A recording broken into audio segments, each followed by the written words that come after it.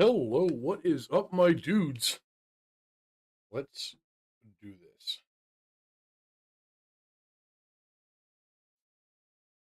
We got a new Orc Arcane Journal to talk about.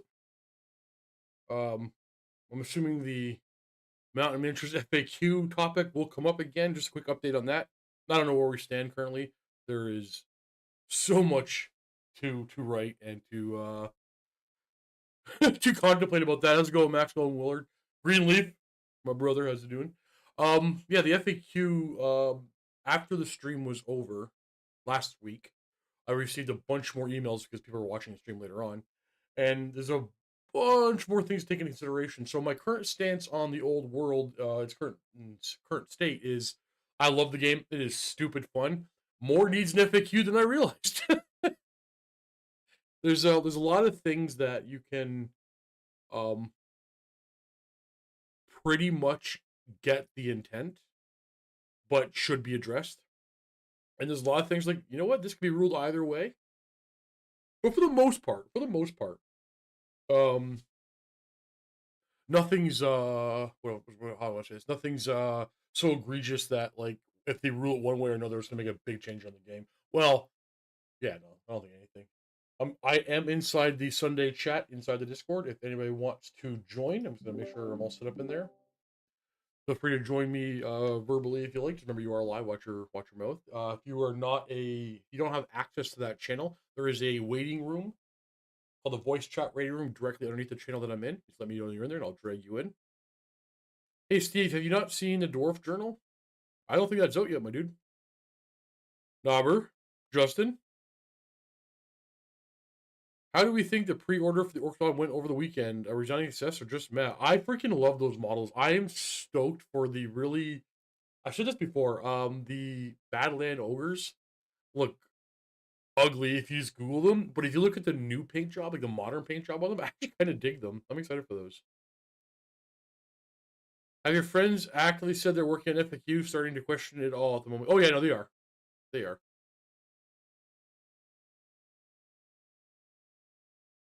The FAQ stuff is rather often deep in the old world, at least not obvious as some. Yeah, so Max, if I'm interpreting what you said correctly, I have a pimple on the inside of my ear and it's driving me nuts. If I'm interpreting your question correctly, most of the time when something is ambiguous or people are disagreeing about a rule, if you spend enough time reading all the sections of the book, you can find the answer, which is good. But the fact that you have to do that means the book is just laid out kind of poorly. Well, it's not the worst that's ever been like a book's ever been laid out. Eighth edition was worse, and Heresy 2.0 was worse, or at least all on par with each other. You spent 900 bucks, Willard. I spent about 1,000 as well. So I ordered stuff from my store, and then I went on and ordered extra stuff as well. But I was only able to order one of everything on the web store. Is that a typical thing for a pre-order? So I wanted like a whole horde of like pump wagons, for example. More than that, but I'm only able to order one on the store. I was able to order more through my store, obviously, but is the hideous looking old Forge giant coming back? It sure is, cap on. Let's go, Mr. Fancy Pants. I'm super excited for the Orc and Goblin the Arcane Journal. I feel like I gotta go back over. Keep on, how's it going, dude? I feel like I have to go back over the Bretonnian and Doom King Arcane Journal because I really love this one far more than the other two, and it's probably because when I got those, I had them at the same time as I got the core rulebook. I got it all at once, right? From GW, and I'm processing it all together. And so I think in my mind, I kind of like took the Arcane Journals and like, forget this. This is extra add-on stuff. I don't need to know this stuff right now. So it probably never came together in my head as a proper thing for the armies. In fact, like Luke has been playing more and more Exiles, Victorian Exiles, which is something that I'm like, oh, it's a cool magic item in there, but as a whole, I don't really like the Exiles. But the way he's been playing them, kind of explaining his thought process, like, oh, it kind of makes sense. It really is a different way of playing Bretonnia, and like you lose something, but you gain something. So it's like it works out pretty well. I'm starting to really like the Arcane Journals. Let's go, Gnome. Pawn. I think Heresy's a great template for what to expect from Games Workshop's for this game. Um, yeah, I hope not. Well, you know what? That's interesting. That's an interesting point. So remember when or like 3 minutes ago I said, yeah, they're working on it. I guess I can't confirm that, but I know there's a department that gets that receives information. They get passed along to the ratings department. So we I think I have to be careful because people there's stuff that obviously I have to be careful the way I word things because I don't want to sound like I know more than I do. Because it can very easily taken that way. So it appears to me by the way, but by the wordings in the uh Warhammer community website articles that the reception for the old world was bigger than they expected, and they're rethinking the way they're doing the whole edition. Does anybody else have that same feeling from reading those articles? Oh, and then I can leap off from there as what I'm thinking was happening in the game. Why are why is there out of stock while pre-ordering? Well, there's only so many things, right? Steve, do we still reckon Games Workshop is surprised at Old World's ridiculous popularity and will the resources plan for a change? Nulls, that is my expectation. Yeah, that's what I think. But obviously I don't know the inner workings of the company, right? Steve, hi from Adepticon, miss you. Okay, running away. I'll rewatch later, buddy. I think the rule stuff is a lot about small things. Oh yeah, it's all about small things. Like interpreting random direction. Either way works as long as you agree. Well, yeah, that's the great thing about the game. Most people aren't even finding these issues, and they're just kind of like playing the game. And it's going to be more of an issue for the TOs. Actually, I think it's only going to be an issue for the TOs. You know what I'm going to do? I don't like wearing these. I'm going to take these off. If anybody joins the audio chat, let me know in YouTube chat, and I don't want to listen. I hate headphones. I'm so glad the new Arcane Journal gives us mercenary ogres. Yes, which is for like several factions, right? Who do those ogres work for? Dogs of War, they even call them. I love it. Um,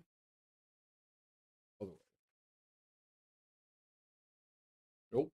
Battle Ogre Wolves. Oh, anybody. The ogres work for anybody. Awesome. I got to play Harris today. I'm doing my best to keep it alive, but Ox player. Okay, so Capon, where are you from? If you're okay with answering that question, because as far as my understanding goes, the game is alive and well and thriving in the UK. Well, in Europe, it's just dead in North America, which sucks. I freaking love the game. Mercifully, halfly hot pot one day. One day, I get an entire Beastman army on sprue, but can't muster the energy to get started. I got my dude, Mr. Fancy Pants. I got so much work done this weekend. I got tons of new models coming for you guys to watch in battle reports. It's like a giant unscalable gray plastic wall. That's true. I feel like you did not expect this edition to blow up this big. That's exactly how I feel. 100% they were not prepared for the impact of it. Well, I was there. I was at Warhammer World for their release, and none of the staff they were like everybody was in complete shock.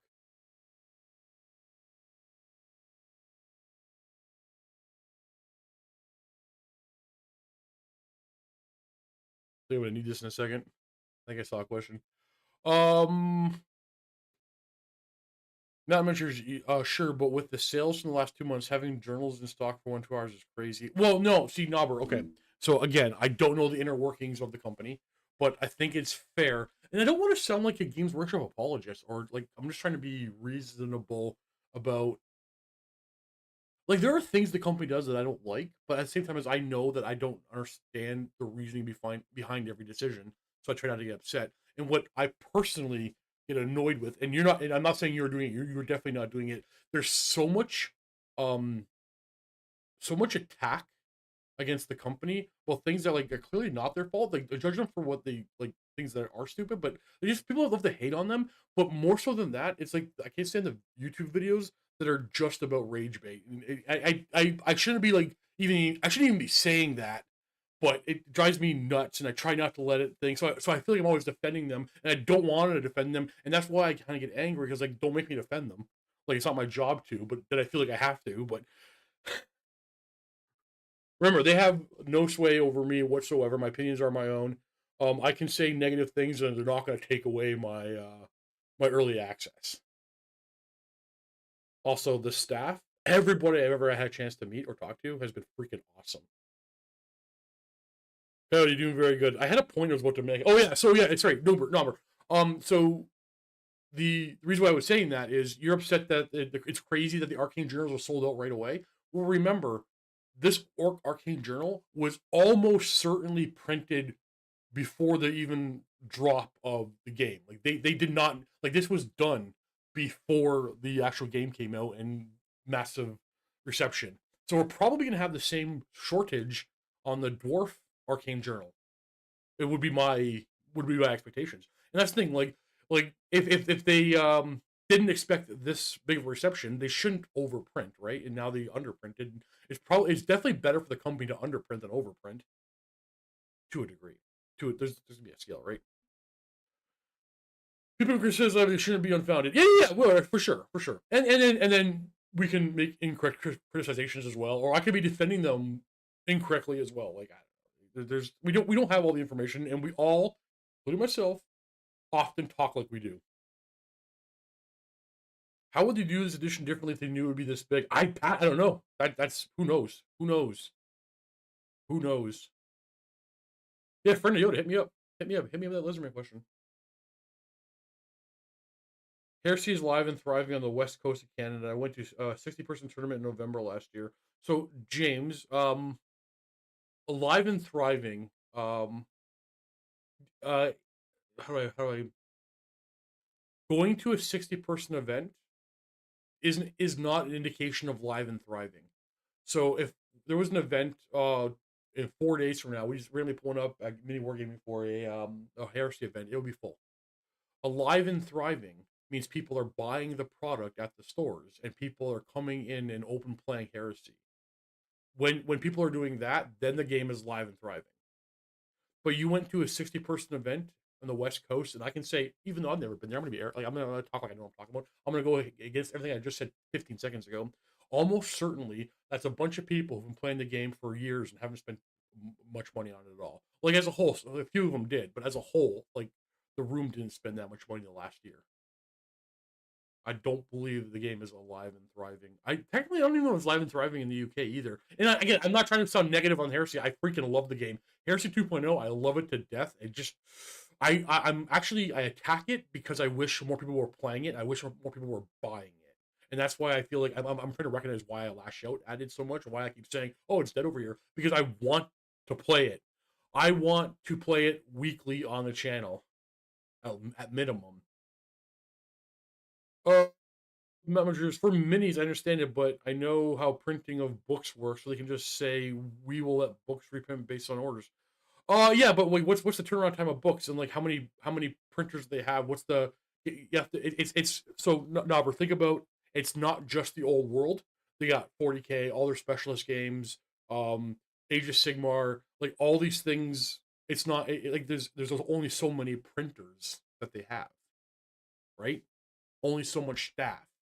It's not like they only have the old world. Like every department might be a separate department in rules, but manufacturing is all together. Manufacturing is one thing, right? Stormbolter, how's it going, brother? Rat Ogre's nice. Painting Saurus over here. What was your question, friend of Yoda? Oh wait, here we go. Can pterodons drop rocks on a character within 3 of a unit? Probably not.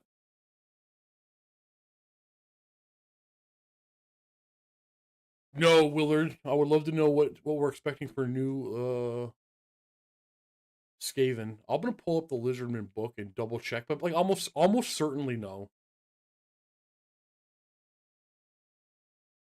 Oh, sorry, I was talking to a friend of Yoda. Almost certainly no, they can't drop rocks. Yeah, when the new Skaven come out, like when Sigmar 2.0 comes out, I'm going to use the mini wargaming. The mini wargaming forge movement tray converters for my Skaven army for AOS, so they can put them in fantasy as well. I love those base converters. Remember, I don't have it on the screen, but if you ever do shop anywhere, anything at miniwargamingforge.com, use coupon code Mountain10 for 10% off everything in the rank and flank section. Yeah, I'm excited for. I'm actually excited to play my ogres in Sigmar this summer. Now that I have them on proper, like they can go on both base sizes. Where are you, freaking pterodons? I'm working on some more lizardmen too. I'm working on a lot of things all at once. Oh, that's a mount. Oh,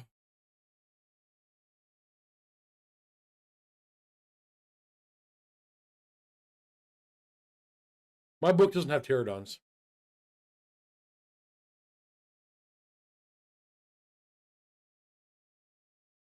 Riperdactyls, pterodons. There you go.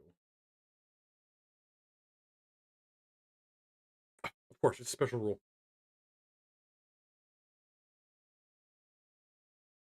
Which is where man reads PDF. Everybody's favorite part of the show. Drop rocks once per game. It's an attack. No, you can't do it. I don't have to read the whole sentence.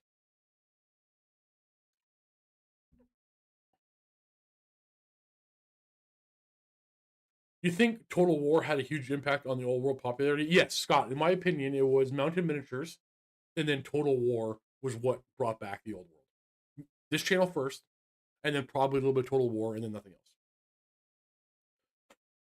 else. It was all Total War. Yeah, Total War for sure brought it back. Has it gone all of Quebecistan? No, unfortunately, friend of yours, you can no do that. No fair, no fair. From Gospel, looks like Dwarfs would be really cool. There'd be Slayer themed. Yes, I am stoked for the Doom Seekers. I've already had a Goblin Hewer forever, but this Doom Seeker is what I'm excited for. I have a stupid question. If you take Bretonnian allies, does this prevent the enemy Bretonnian army from preying? Yeah, probably. Don't we look into it? Probably, actually. Um, Interesting. I have to look into that one. It's potential. Super excited for the Empire release. Same. I'm actually excited for all of them. Just bought a bunch of kits off of eBay for decent prices. So I keep telling people not to buy things on eBay and wait for them to come back around, and then I buy things on eBay. I'm just trying to talk you out of buying my products, my stuff. See, what do you think the odds are? Chaos Warriors coming back, or should I continue and buy new AOS Warriors? I think they're coming back. That's funny, George. So actually, what I've been working on this weekend is let me go grab some stuff. I'm sure some models I've been working on. Behave. I'll be back in 2 seconds.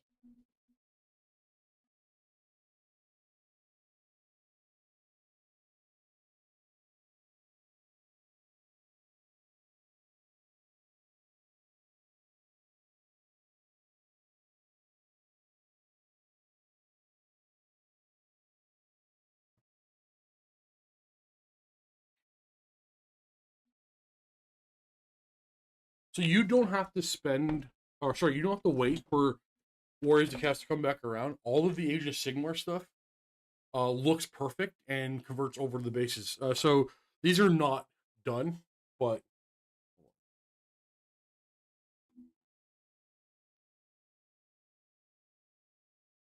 this is a work in progress of just chosen. There's no light on this side of the room, unfortunately.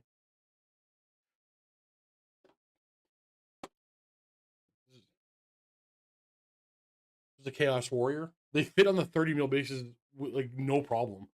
But old Chaos for sure. Found this on eBay. But the Chaos Chosen, sorry. The Chaos Knights, the Sigmar Knights, they fit on 30 by 60s, no problem. There was one model. Which one was it?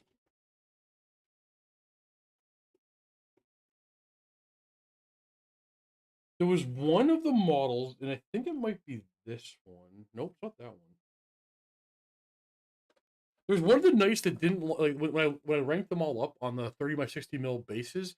I had to like take the cloak and physically curve it, just bend it away so they would stand up next to each other. But like the Sigmar Warriors of Chaos fit on the modern basis perfectly. So I'm adding a bunch of these to my Warriors of Chaos collection, and the Sigmar models are a little bit slightly bigger and a little bit more dynamic. So the old models I'm using as like the old Chaos Knights are my knights. The Sigmar Knights are my chosen knights. The old warriors are my warriors. The new warriors I'm using as well, these are actually chosen, but I'm using these as chosen. Full plate armor and great weapons. Fantastic model. And then the ogres. Here, let me put them on the tray. So the Chaos Ogres are actually, so I actually thought they were Minotaurs. And like, look, no, look at the models. They're actually ogres with Chaos horns. Like, oh yeah, they are. So the ogres, I was able to fit them on 40 mil bases and rank them up in a tray. Now, there was one slight thing I did differently where I had to like kind of convert is if I want to rank them in a big line, this guy's axe on the musician was getting in the way. I had to like shave the inside of his wrist and put it on a slightly different angle so that I could stand models directly beside him. I want to go in a big line. But yeah, everything, like I thought these were gonna be a problem going on a 40 mil basis. It took a bit of work about how to glue them on which base, and they have to stand in a certain spot. But it works. Like all the Sigma models are working for Chaos.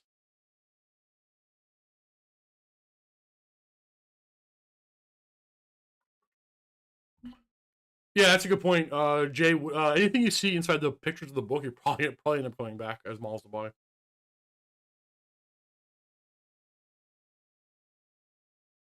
When the kits are at or below the last retail price, I can't say no. Oh yeah, fair. I can't wait for the Chosen Teapot.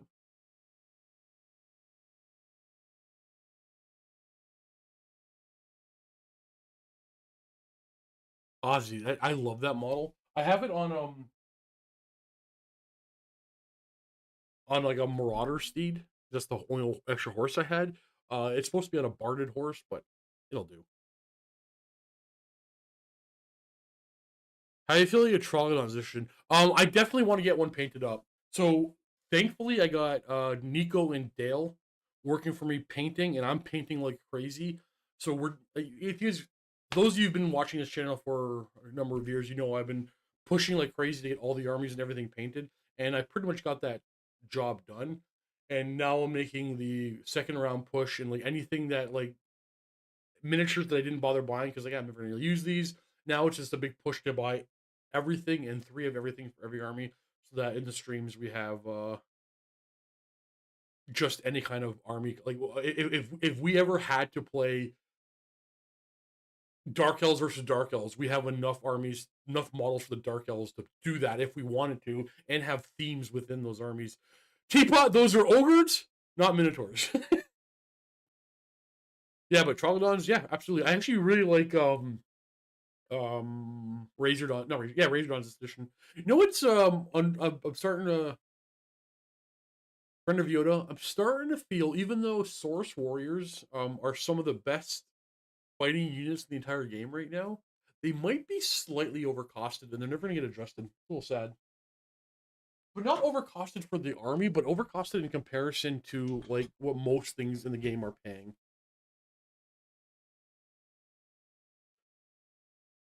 I do think I rather them stay at 16 points a model than get cheaper and lose some of the rules. Somebody put a comment in like my Orc and Goblin Arcane Journal book review that, or no, it was my re-release of the Orc Army book review. How efficient Black Orcs are for freaking 12 points. I'm like, yeah, damn, like they are, like Black Orcs are probably undercosted. No, let me rephrase that. Black Orcs are definitely undercosted. Can't throw a dragon. Oh, no, what's hilarious? Hold on, I got one more thing to get.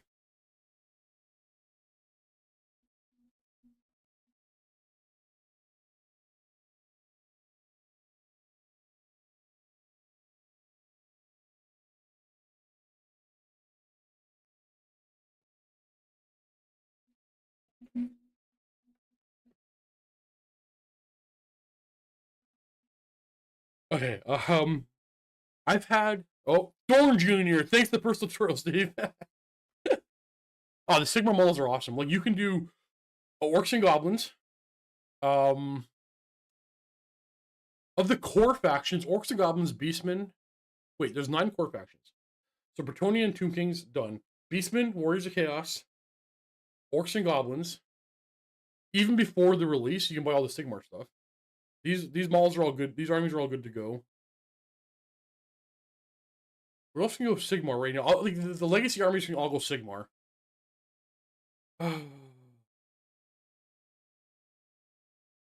Maybe Warriors of Chaos are the I think Vampire Counts have the best glow up. Buy the Soulblight models for the best looking fantasy army, but the Warriors of Chaos, especially with the upcoming Marauders that are coming out, now have the best looking army in Warhammer Fantasy. How awesome is that? Okay, so I have this old Chaos 2-headed dragon, no rider. This thing is stupid tiny. This is Egram Van Ortsman's dragon. I don't have the rider. I bought a model from Dale. It's a Dogs of War character. Oh no! Something the Besieger? For his name. He fits. And this will be my autofocus dragon, Chaos Dragon character.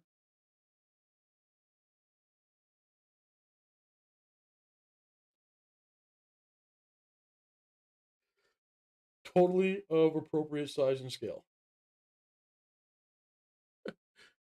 Yes, Dale! I haven't had a chance to paint it yet. I'm still working on stuff, but yes. Look how perfect that guy is on top of this dragon. There's no light on this side of the room. It's not going to come out well. But I got to repaint the dragon first. This is a 25-year-old paint job.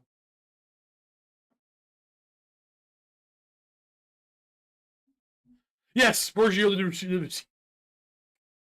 the Dogs of War, man. Some of the best derpy looking models ever. You know my big wish for this game, and you know what? I think there is a possibility this actually happens. I want a Dogs of War Arcane Journal to come out, and we can go ahead and buy old Rico's Republican Guard, all that stuff. That would be freaking amazing. And I think there is at least it's on the table. It's a baby dragon. No, Willard, I will put it on a proper size base. It will look bigger and better, but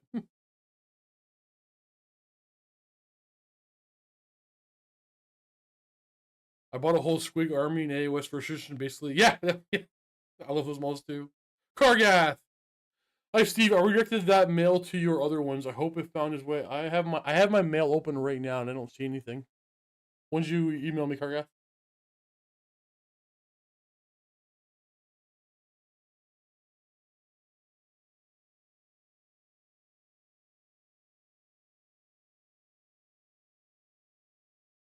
Yeah, the man flares. I just want Lumpkin Crops Fighting Cox to come out. Sorry, Lumpkin Croup and his Fighting Cox. 4% effect Dogs of War. Yeah, that's how it kind of was back in the day, right? 5th edition? 5th edition, yeah.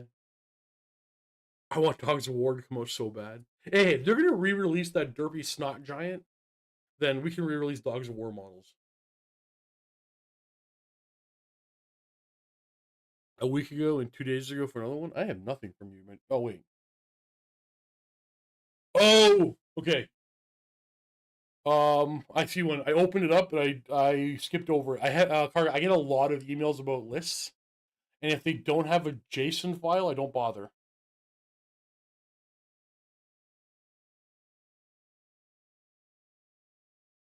Yeah, you have to send me your JSON file. So go back to what you did and export your file. Email me the file.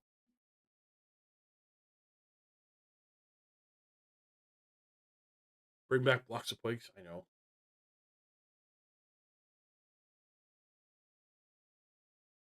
Oh, Willard, I get you. I get you.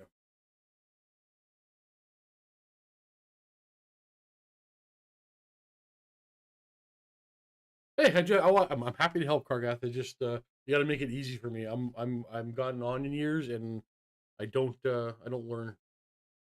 And on that note, let's do a quick army. I've got a few ready. Let's see. We got a list called. Let's do. Oh, what are the fat lads? That's already open. So I got a list. Oh, I did not. I did not. I did not get the name ready. Who sent me the fat lads?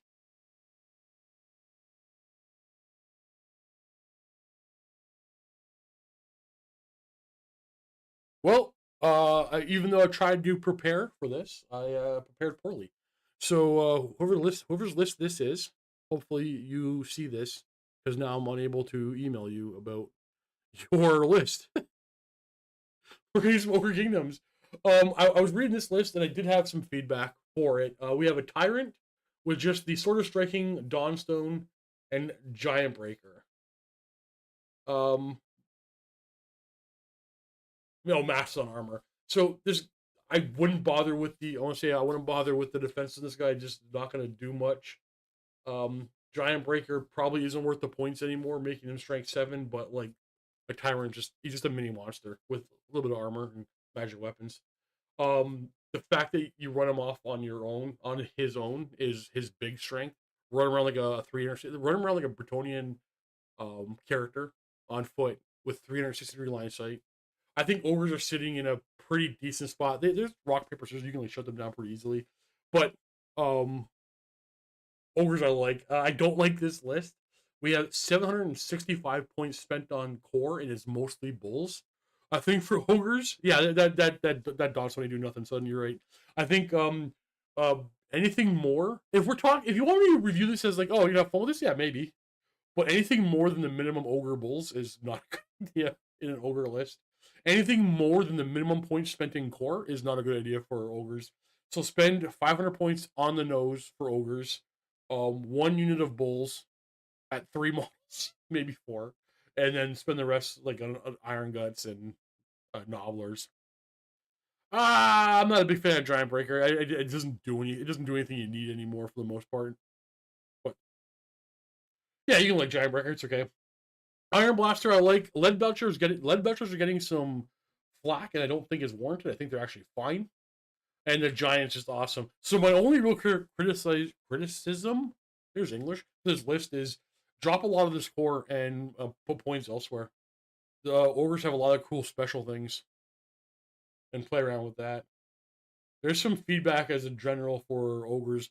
Sudden is a ogre veteran. Sudden, do you disagree with anything I said? Do you have anything to add to what I said about the ogres? Any more tips? Like broad stroke general tips. And mine is ogres are great. Ogres play MSU. Ogres don't do ranks. Um, Characters running around on their own are the best way to run characters. They charge out like they charge 360. They can take care of most things on their own. Masto armor with armor fist and giant burst seem pretty decent for infantry. Does Iron Fist work with magical armor? I know it doesn't work with magic weapons. I think I might have just assumed it doesn't work with. Wait, Giant Breaker's 20 points or +1 strength, and you can't refuse a challenge. And then they can't flee. No, I would never pay 20 points for Giant Breaker. I would never pay 20 points for Giant Breaker anymore. Where is the rules for the Iron Fist?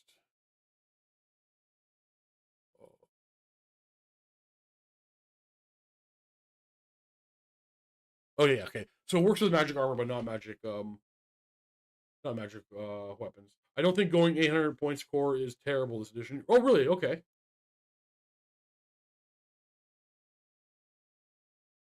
Well, wait, hold on.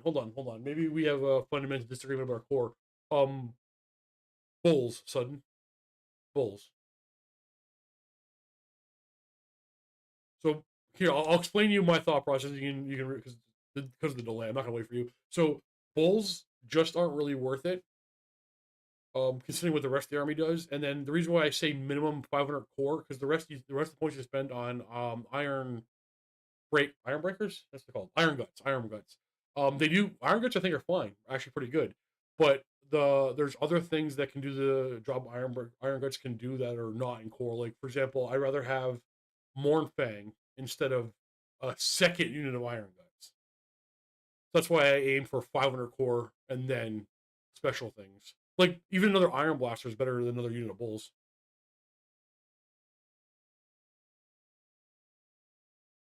Yeah, Sudden. Okay, so Sudden says if you aim for 500 exactly, if you end up with 3 bulls, 4 iron guts, and some trappers. I actually like that. And then both ogres are uses. I disagree completely. Have you played a lot of games in the old world? I think 3 bulls and 4 iron guts are actually fantastic units. Better go 4 bulls and 7 iron guts. Ooh, I know. I'm not saying you're wrong. I'm just saying I disagree. 3 bulls, maybe 4 bulls, but 4 iron guts is all you need. That's it. Not 7. 7's too wide and no point in paying for ranks. Yo, remember, see the picture I sent you on Discord? I have some messages on Discord. Tend to ignore them.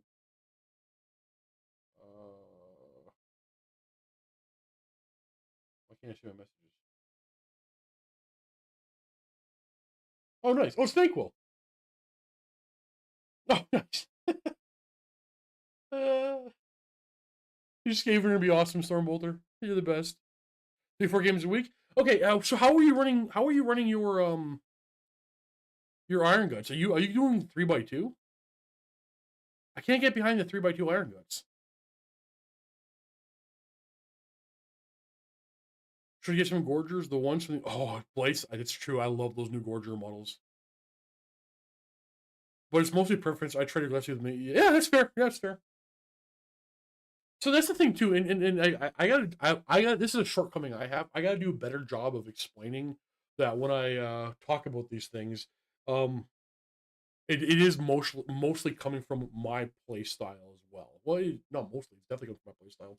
So yeah, you have to take that into consideration for anything I say about any army list or any opinion I have on the game as a whole. It always comes from my play style, obviously. Yeah, I just don't like spending any points on ranks. Now, 4 first rank and then whatever on the back rank if I do aggregates. Yeah, see, the thing about that is, if you're throwing models in the second rank, you might as well use those points on another unit and flank something. So even though this is funny because it's one of my hypocrisies of the game, and this is again all still theory, obviously, right? I have played a handful of games over, it's not a ton, but the game of the old world is about getting stuck in and prolonged combat, and I think Ogre's the one army that doesn't have to do that. I think they're about taking it and countercharging flanks and stuff. I think Ogres are the MSU army of the edition. And I think they do very, very well as well. But there are some things that can be a problem for them, obviously, if you play that way. Love these Sunday streams. Just wish I could watch them in full live. Gotta go. Oh, I'm sorry. Well, hey, I'll leave them up. You can watch them anytime you want. Paint your models and listen to me ramble about Warhammer. Units of 4 Bulls and Iron Fist trade really well. Yeah, I agree. No, I agree. Units of 4 Bulls and Iron Fist trade really well. Beefy enough to actually need a unit to shift, but not expensive enough. So so here's the thing, son. Again, very, very probably less than 6 games of ogres under my belt. I think a unit of 3 ogre bulls, everybody ignores. Nobody cares about 3 ogre bulls. And then they're in your flank.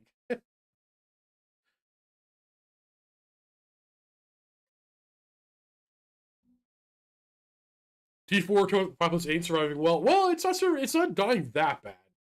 Like against enemy elite units are gonna just destroy all ogres, right? No matter what kind of ogre you got. But even the bull can stand toe to toe with a spearman unit. Most of them can't do enough damage to shift the bulls. A toughness 4 is a big deal. Winning on 5s does.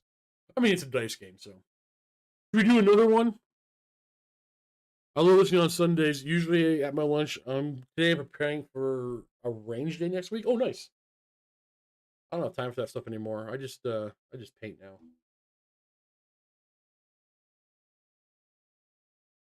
What was I about to do? Oh, I was about to do another army.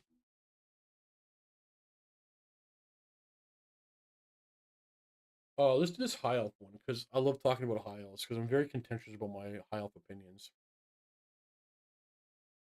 If you're a high elf player, prepare to not agree with me at all, and if you're not a high elf player, prepare to not agree with me at all. So get up here at the top just so I can keep an eye on composition first. We have a lot of points spent on characters for high elves. I already know the list is going to be small.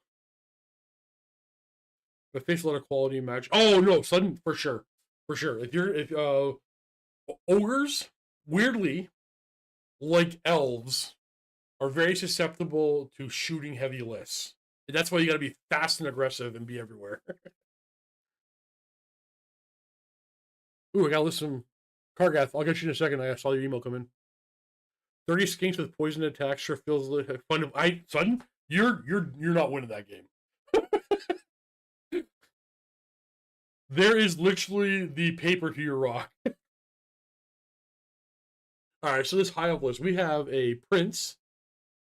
What do we got? On foot, armor of destiny. That's heavy armor with a 4 board save. Seed of rebirth, and we have a 5-up ward and Gratian hunter. So he wants to join the white lines. That's pretty much all that is. Well, it's also giving you a great weapon that is AP3. So that's pretty good. So I'm going to answer this question. If you challenge the enemy refuses, you then retire your champ to the back of the unit. Does the model that takes their place to the front rank get to attack? My interpretation of that is yes. I know people are disagreeing with me on that one, but I'm gonna use my my new catchphrase. Show me the page where it says you lose an attack. That's a kind of a bad argument on my part. I can do the legwork, but like because it happens before you like initiative swing. Like my answer is yes, but if you disagree, by all means, point it out with the page that I need to read because I could be wrong. We have an Archmage Ruby Ring, Silvery Wand. That's an extra spell. Seed of Rebirth, Pure of Heart, so you can use leadership. Well, you don't have leadership; doesn't really matter. Talisman of Protection. This thing on full on a horse. Okay. Are we sticking this horse inside of a unit? No, we're not. Okay. That Archmage isn't terrible. I don't see the need to put defensive things on wizards that aren't a dragon. Like if your Archmage is getting hit by attacks, you have 50 points spent in defenses that are not going to keep you alive. You're better off, in my opinion, better off spending those 50 points elsewhere. We have a noble, full plate, great weapon, Battle Standard Bearer, Rampaging Banner. Rampaging Banner, that's the reroll charges, right? Elven Steed and Pure Heart. Hand weapon, full plate armor, Gratian Hunter, noble. We have 3 characters that are going to join White Lions. Not terrible. Ooh, I know what this guy's doing. Wait, let me take some.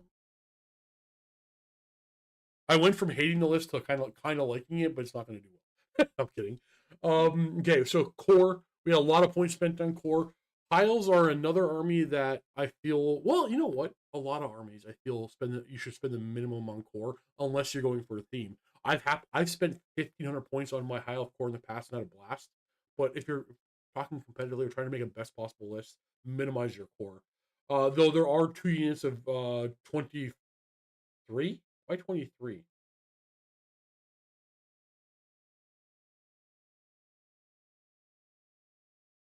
Two units of 23 spearmen. Does he mean to attach the Gratian Hunters in there? Or wouldn't he be doing that? Maybe actually. Okay, so I had this thought that maybe he's putting all 3 of the White Lion characters inside of a White Lion unit.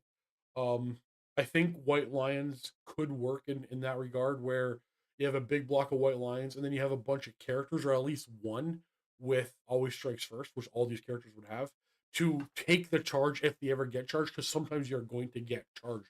If you have 2 nobles and that prince inside those White Lions, and they get charged, you will likely, against most units, do enough attacks to them first, so they do no damage to you whatsoever, and then your White Lions chop up the rest of them. I think that's actually a powerful unit that I need to try, where it's multiple characters with Gratian Hunter inside of a unit of White Lions. I don't think that's what this guy is doing, because he has a weird number of 23 and calling it 6x4 Spearmen. He's probably staying on theme and probably putting 1 noble per Spearman unit, which is not bad, because Elven characters inside Elven units really, really bring up their punch, which they kind of need. Oh, sorry for it. Is this your list? Okay. On theme, I dig it. I know what you're doing here. I talked about a prince in white lions before. Oh, and one lion share. Oh, okay, one lion share. Cool. Lion share is solid. Yeah, I think I don't want to run. I personally don't want to run white lions without a fighty character in the unit because I want, like I said, like even though you're probably gonna do most of the charging, you are going to get charged. And then the characters with always strikes first and those strength 6 AP3 weapons are gonna do damage to the point where hopefully your opponent is nothing to you.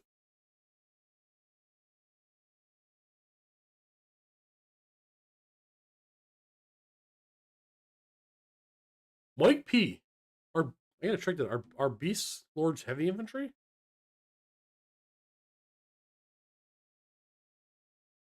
That would make sense. Ravening. It would make sense that they are heavy infantry now that you say that. These are things that are going to be easily forgotten. Yeah, heavy infantry. Yeah, he could have done that. You're right. Those are things to be easily missed, Mike P. But yeah, the next time I play High Elves, I want to play a unit of White Lions with 3 characters in it, with Gratian. Well, what's the initiative on a Oh crap! I just closed it. What's the initiative on a noble?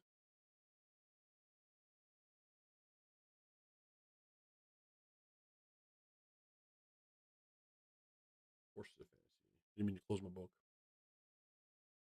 Oh crap! That's that one. Don't look at that one.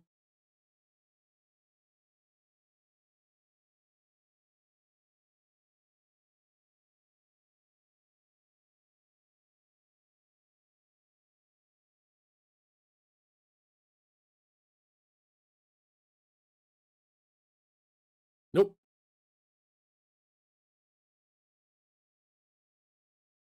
They're initiative 6, so initiative 7 the first round of combat. No, no, they don't get that. They won't get that. They won't get that +1 initiative bonus because they have always strikes first. There we go. High elves are way at the bottom.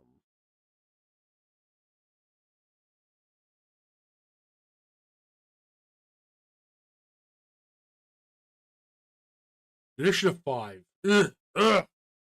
That's not gonna work. So, that's not gonna work.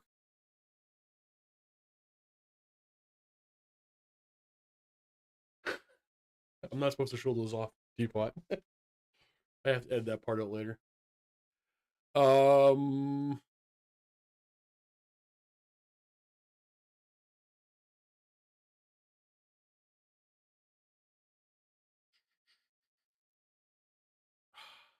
okay. Can Gratian Hunter also take a magic weapon?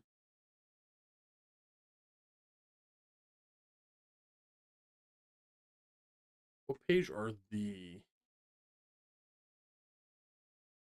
honors on? Gratian Hunter. Okay.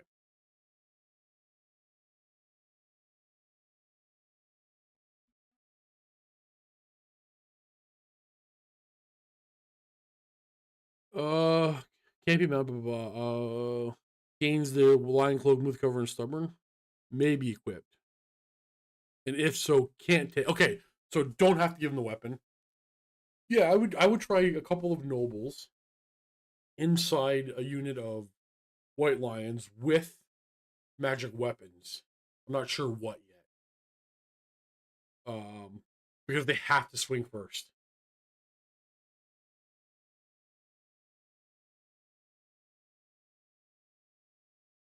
No, Corvalent, they'd only be initiative 5.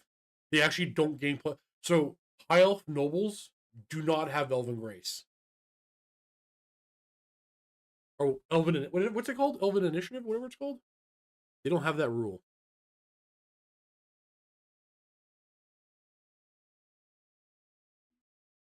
Elven, so high elf lords don't come with the +1 initiative special rule because they have strikes first. So they're going to be just initiative 5. So I wouldn't even give them great weapons to do this job because they're going to swing at initiative 5. They offset each other. You need to swing before the enemy charges. Oh, reflex. Thank you, friend Fiona. So I would give one probably a sword of might, and one. Is there a good magic weapon that's not strikes last for high elves? Not really. core rulebook. Let's see what we got. I actually want to try this right now. I want to play a game right now with a big unit of white lines. You have to have the the lore master cloak in this unit. You have to have this unit. This unit is going to get shot to death. If your opponent is shooting at all, screen them good. Can't bring any of those. Giant Blade's not a terrible option.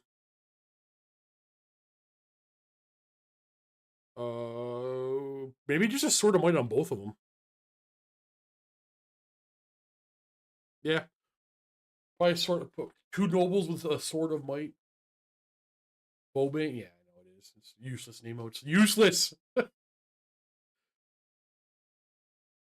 the general can always run. What are we saying, Kargath? Well,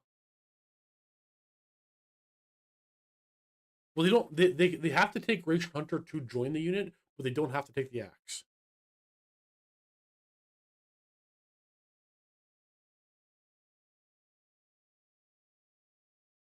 Oh, Money Striper. Yeah, Biting Blade is really good for not. It's really good for like beastmen and warriors of chaos and orcs, armies with at least strength 5. Yeah. Either way, I want to try this out sometime. Uh, I'm just tired of the only um elite elven unit I like to use is Phoenix Guard, and I want to use other ones again.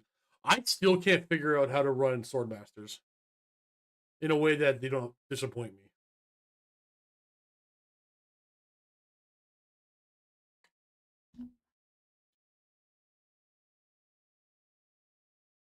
I do think it's weird how seldom some armies want to. I think that makes sense to me, Max. Like magic items they aren't as good as they used to be, and that's a good thing. I think.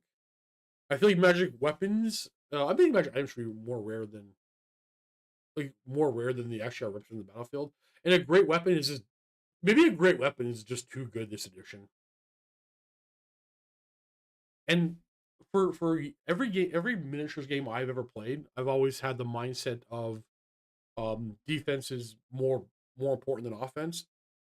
For the first time ever, a miniature game I'm playing, I think the opposite. Just go more offense.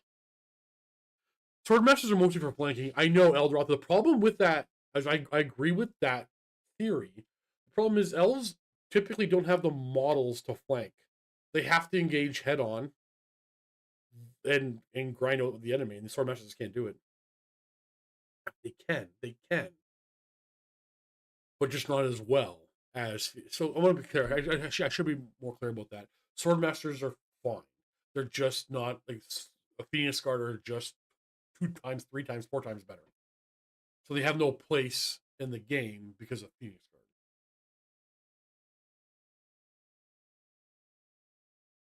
How's that the ultimate nuking character, Marcus?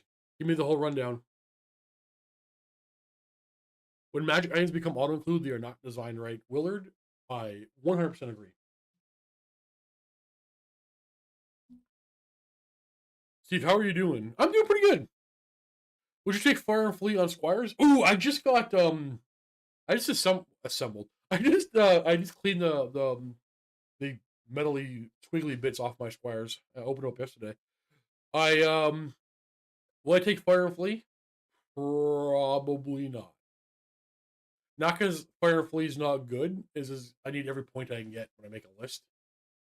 I like units with Fire and Flee, but I never like paying the points for a Fire and Flee upgrade. If that makes any sense.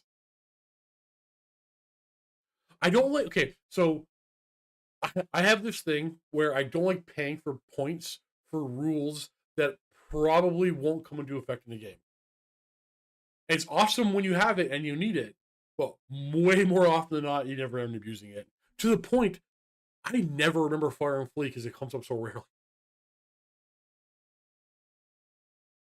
Honestly, GW should have Armor Bane instead of the Auto 2. What do you mean? I missed part of that conversation, I think. Oh yeah, no, Max Sudden, Seed of Rebirth is an auto include, and Seed of Rebirth is too good. Seed of Rebirth needs to go to about 25 points, maybe 30 points actually. But Seed of Rebirth is too cheap. If it was 30 points, um, there's still probably one on my list most of the time. But there wouldn't be two or three. Right now, there's three every game I play. Same as the Trollhide trousers. I love that thing to death. It's the least. It needs to go up to 50 points. It's too good. It means a great weapon. Sorry, Marcus. It's very easy for me to misunderstand what people are saying because it's the way I don't read well. I want to run a Supreme Sword. No, it's not. No, it's not you. Sorry. Armageddon Bound. Honestly, oh, great weapons. Thank you. I processed GW. Honestly, great weapons should have armor instead of auto. Ooh, I would make great weapons. If I were to rewrite great weapons,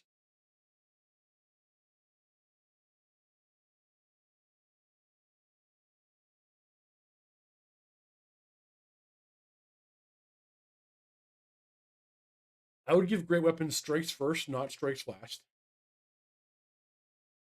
Give them either +1 strength or no strength bonus, and then yeah, maybe armor bane. Games Workshop, and what? Okay, guys, watch me pull out some educated people out of the woodworks here, because Infernal Puppet, yeah, true, crazy work part. Great weapons, Games Workshop has done backwards forever. Great weapons aren't slow; they're fast. They swing first. Great weapons should have always strikes first. Great weapons should maybe have always strikes first, and maybe -1 weapon skill or something like that. It never made sense that they were always strikes last to me. They shouldn't. They swung faster than everything else. Does anybody very educated can you back me up on that? Educated in medieval warfare and stuff like that.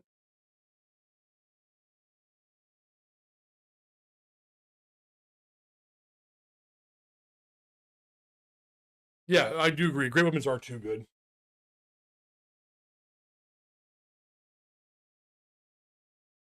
Is taking veterans Empire list worth it, or are they just better points? Pure gut. I think the answer is it is not worth it. Am I 100% certain on that? Am I going to make a YouTube video saying, "Hey, veterans are garbage. Don't waste your points on them"? No, I'm pretty sure they're not worth it ever. Empire's not about like okay, so you can give veteran to unit, or you can take not a veteran unit and put a captain in there, and the unit's going to be better. Yeah, I don't know. The I don't want to. Empire infantry is cheap crap, and if I want to make them better, I don't want the core infantry. I'd rather have great swords and stuff. Yeah, I don't think so. I don't think veterans are ever worth it. I don't think I don't think you get enough. I think the veteran upgrade is too expensive. I think it's like 2 points a model, right? And it should at one point I might not do. At one point I would probably consider it. Empire is like right here. I cannot wait for the Dwarf Arcane Journal.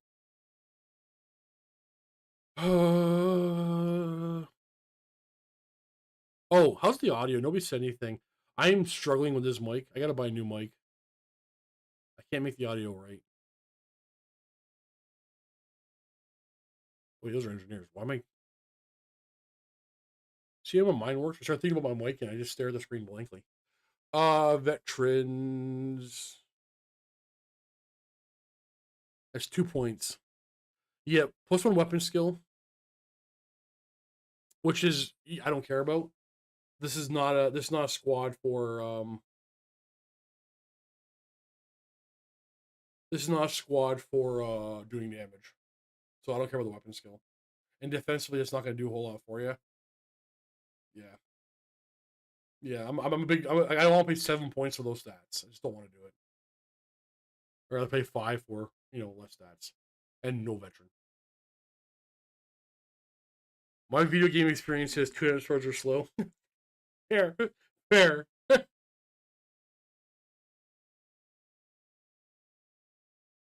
Great weapons would strike first, so initial engagement is slower and ongoing combat. Isn't that okay? I don't know what I'm talking about right now. Big caveat on the screen. Flash right here. No, don't know what I'm talking about. Wasn't that debunked? I mean, you would get tired after a while, but it did swing faster consistently until you couldn't swing no more. I thought that was not in that was not a act, but like everybody got tired. You know what? I'm out of my depth here. I don't. You're right. I don't know. Just going back a few points, Steve, about the white line block. The Grecian Warriors rule allow Grecian Hunters or the General to join, so you could have a Swordmaster General in there. Yeah, I know that. I know that, Kargath.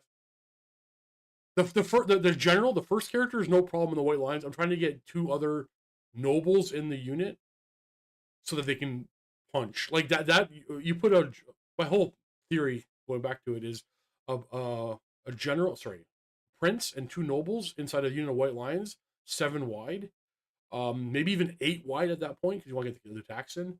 Is a very good unit, but at the same time, when you have 3 characters in a unit of 7, only 7 wide, you might as well just be spearmen. Yeah, no. Maybe I just don't like white lines either. Thanks, or another cannon. Oh, I got my 3rd cannon painted up. Cannons are still damn good. Empire foot troops are straight up 1-2 points overcosted. No. I understand the sentiment. 5 points for state troops is fine. Is more than fine. Their missile troops, their points are fine. I don't like shooting this edition. Well, sorry, I'm gonna rephrase that. I don't like shooting units this edition. But point for point, theirs are well costed. Great swords are not overcosted. 11 points a model for what you get. It's pretty good. It's pretty good. I would probably buy a veteran for these guys. But full plate armor, a great weapon. I mean, if you had 1 point more, you'd be a black orc, but that's because black orcs are undercosted. No, I don't agree. I don't agree. Empire's overcosted. Their veterans are. How's it going, till Darren? I think Empire, especially if you used to play Warhammer's Armies Project, it's a bit of a culture shock adjusting to the way they play or the way they operate. It's closer to the way they work in 8th edition 40k or sorry fantasy than WAP, and this is a bit of an adjustment because they were not good in 8th edition. I think they're not. I don't think anybody's gonna claim Empire top tier, but I don't think they're trash. I think you can adjust the way you play. And it's a evolving theory on my part as I try to get games in. Beat my fur. Thank you for the super chat. Hey, buddy. Sent you a fun vampire life. Still trying to figure out a vampire on foot. Well, you super chatted, so I have to do yours right now. I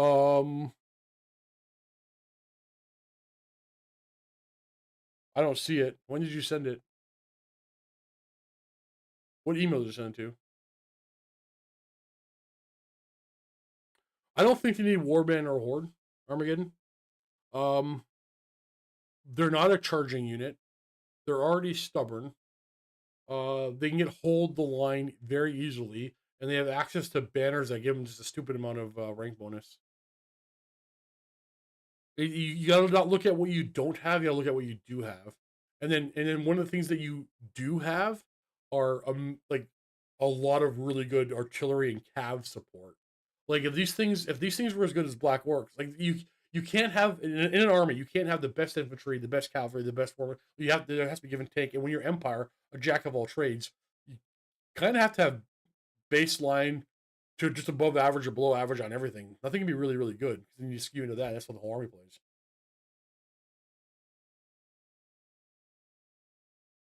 Why are we talking about weapon skills too?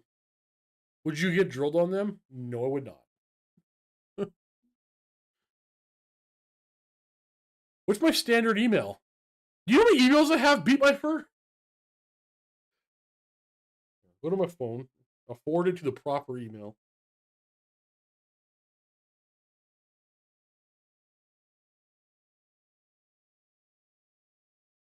Oh, I know this is your real name.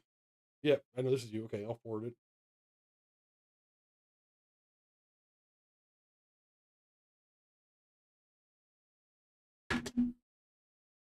My streaming computer is only logged into the email for this account.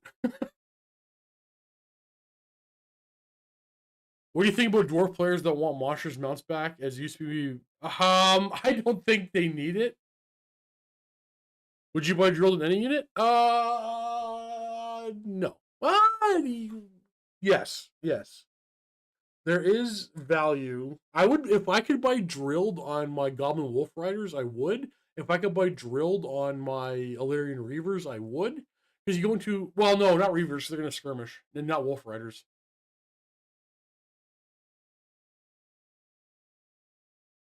No, I can't think of a unit I'd buy drilled on. So drilled is, it can be really good for using the drilled free redress the ranks, move into a marching column, march triple, but not triple because you want to save a quarter of your movement to use the redress the ranks afterwards and get out of it. That's a use for it, but I can't find a unit. Drill just doesn't need to exist. There you go. Drill doesn't need to exist.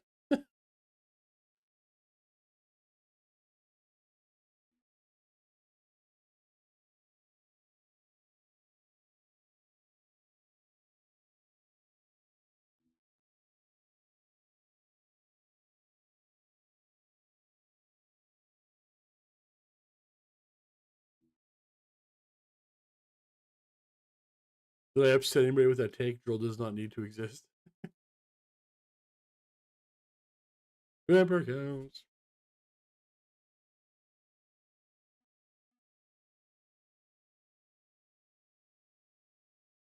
What do Reavers do for you? Reavers are amazing. Yeah, if Reavers had reserve move, oh my god. Two knock chairs and a marching column plus arcane urgency. Yeah, it's true. That's true. All right, let's look at this. Oops, all zombie side of vampire punch. Okay, we have a white lord. He got heavy armor, shield, standard bearer, the war banner, helm of commandment. The hell's that? They do using obscure items. I don't know what they do. Necromancer's whites only. During the command phase of the turn, the character may attempt to enhance the sense.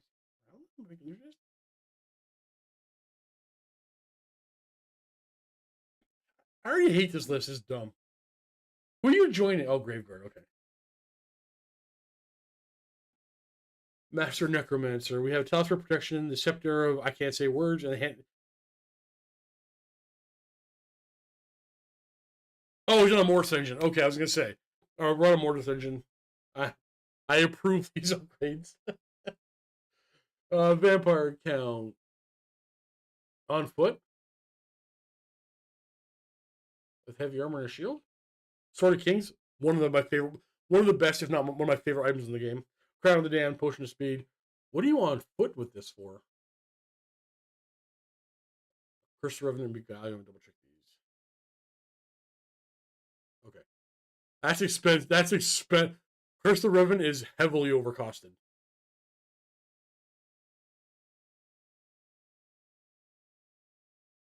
Let me tell you something. You can spend 20 points on a once per game 2 a board save, which is effectively the same thing. Hey Steve, I get you packed now. Should I send you an email? So what? Hey Steve, I got you. Wait, did I buy from you? Was that you, Oliver?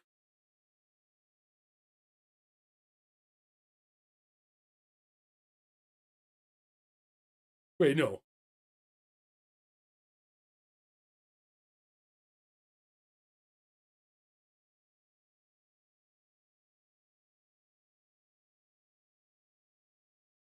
Oliver, what are you talking about? I recently just purchased a couple of things from a couple of people. But what did I buy from you? Your name doesn't line up with any of the names on the emails anymore. What are we? Oliver, send me an email right now so I know what we're talking about. 1K characters, 1K core. This is cancer, and if you paint all these zombies up, you're cancer. Swoop, welcome to Mountaineers, bud. Appreciate you. Without you, I can't do the job. And my God, do I love my job. 20. This is ridiculous. You.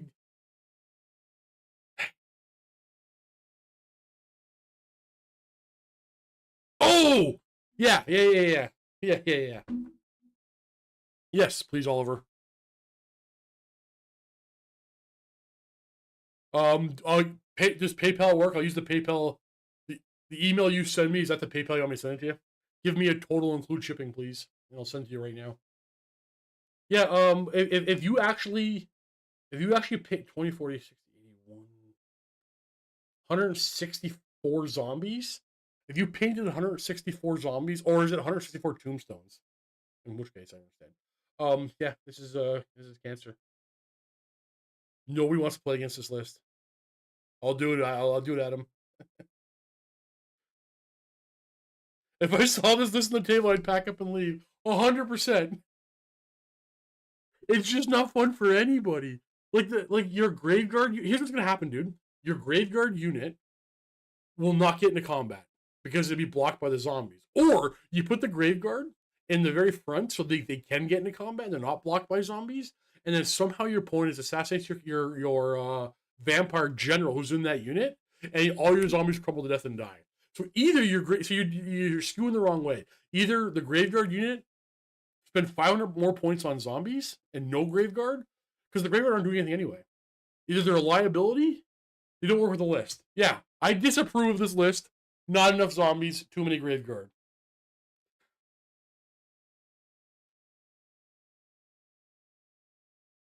How many zombies does it take to make your opponent quit during deployment? You need more than this. You can get easily another 160 zombies in this list. You can get 300 zombies in this list. Yeah, you can do that, Oliver. Just make sure you put my name on the package, or else nobody knows who it's for and it never gets opened. We get a lot of packages over there.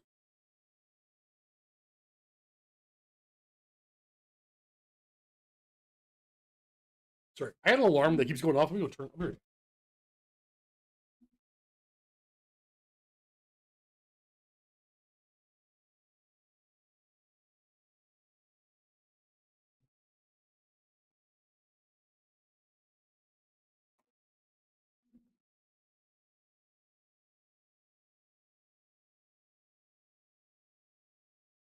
You know what? On that note, there's only 2 more things I need for my Tomb Kings, so I can start painting them. And it's not even, well, they're out of stock, but not rare. I just need 2 boxes of Necropolis Knights, and I have everything for my Tomb Kings. I'm gonna paint it all in one batch.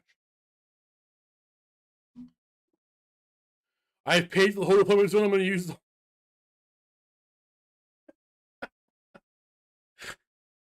Let's do another one. Goddamn Bretonnia. We have a 1,500 point list because somebody hates playing against Bretonnia.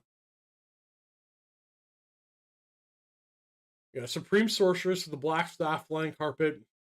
I like that. I probably don't. This person probably does not have access to a Dark Pegasus. If not, put on Dark Pegasus because I think it's awesome. We have a Halberd Full Plate Armor Pendant of Kaleth Dark Elf Master for 119 points. That's not bad. We have a Dark Elf Master Talisman of Protection, Battle Center Bear, Full Plate Armor. Not bad, not bad. 5 Dark Riders, 10 Repeater Crossmen, and 20 Dark Elf Warriors with Spears. I actually like that core. And then 19 Black Guard. Yeah. More Repeater. This is a good list. I would play this against Bretonnia. I have nothing to add to this list. If you're struggling against Bretonnia at 1,500 points, I'll tell you why. It's 2 things. One, you're letting your opponent use their lance too often. I'm kidding. I shouldn't have said that. It's probably because of the Pegasus and the Pegasus Lord. In fact, if you're playing a 1,500 point game, your opponent has a Duke on a Royal. Well, yeah, he has a Duke on a Royal Pegasus.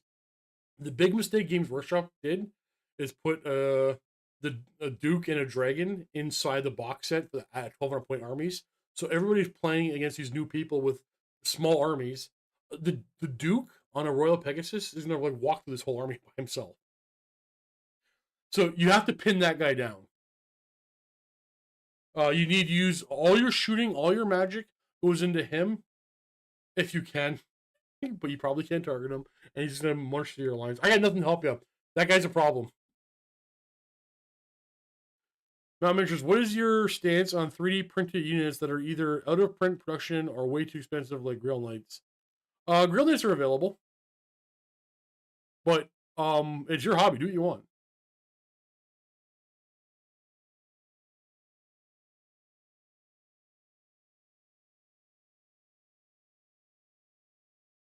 I don't think I would necessarily put a 3D printed army on the channel unless on my channel, this channel, unless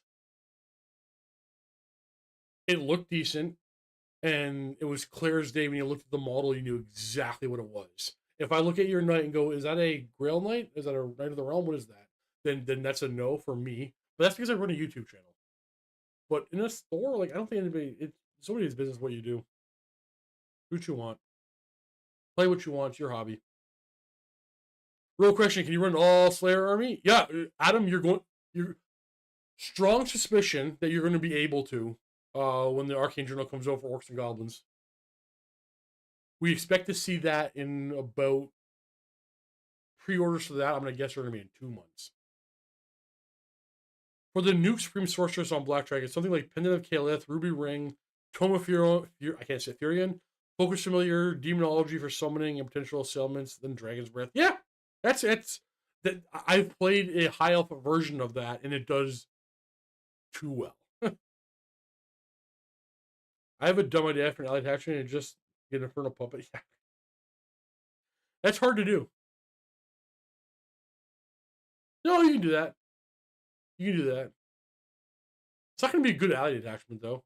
What's the ally attachment going to be, Max? Okay, Steve, I'll revise the list for 2. No, beat my fur. But it's just going to be 320 zombies. Harpies, always more Harpies. Harpies are a damn good pick. As a Heresy player, 3D printing is a necessity sometimes. I don't know if that's a necessity, but I have a buddy whose whole army is 3D printed. But I tell him, too, like, okay, so here's the thing. I got a buddy who has a whole army that's 3D printed, and you can't, you then can't complain that nobody's at the store playing Heresy because nobody's buying the product when you yourself aren't buying the product. And that's fine. You don't have to buy the product. Just don't complain that nobody else playing, nobody else buying. Because the lack of sales will affect the game. Recently got the Brian Blessed questing knight. Very happy. So my question, Steve, is there a particular old model cast you really want? What's the Brian Best questing knight? No, Mike, I just saw the.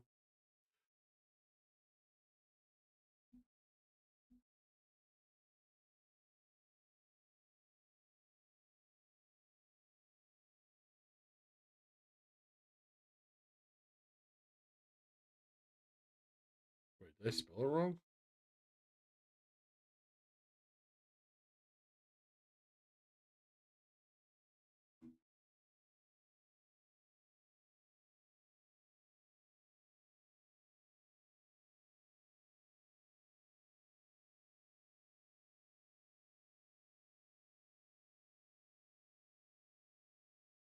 Huh. I don't have this model. Is there a model that I really want to come back in stock? I've been. Oh yes, there is one I really want, which I was under the impression was coming back, but apparently I don't know anymore. I want the. It was Mantic, but well, not Mantic. Sorry, Marauder, the old 4th edition Orc Shaman on a Wyvern. I want that model desperately. 24 Night Goblins with Fanatics and a level 4 Night Goblin Shaman is pretty good ally contingent for Ogre. You're not wrong, son. I hate allies. Allies plug holes in armies that don't need to have their holes plugged.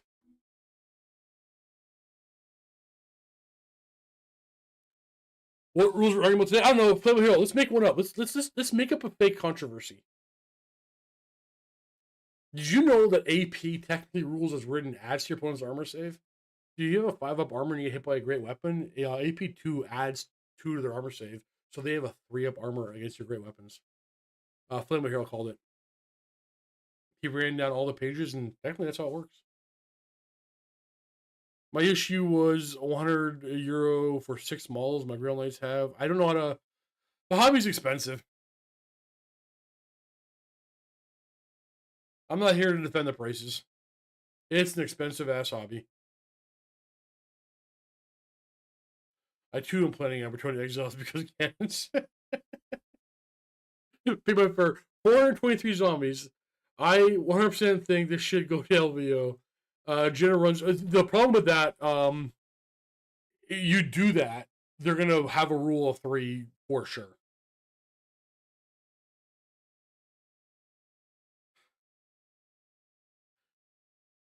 Trying to sign a second armor between Beastmen and Lizards. Ooh, Beastmen. Swoop, do it, Beastmen.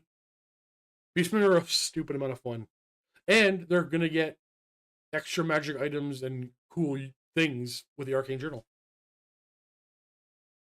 when it comes out. So I had this theory. Maybe it was Flame Hero's theory. It was somebody's theory. I forget, but kind of makes sense to me.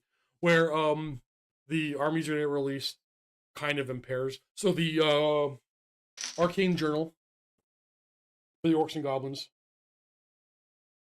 their special scenario is about playing against dwarves. And then we've already seen Dwarf Arcane Journal. Oh, we've seen the preview actually. So we know that's the next one. So they're gonna come out paired with each other. Like the Bretonian special mission had Tomb Kings in it and vice versa. So the next two, is it gonna be Warriors of Chaos and Empire? Or is it gonna be Beastmen and then Wood Elves? And Hiles will be last. But I'm calling it now. Nemo, I think Hiles are gonna be dead last. AP stands for Armor Plus. It's in the rulebook, Bobsicle. The Brigands, why do you like the Brigands? The name that I can't even come close to trying to pronounce or read. What's your favorite thing about the Brigands?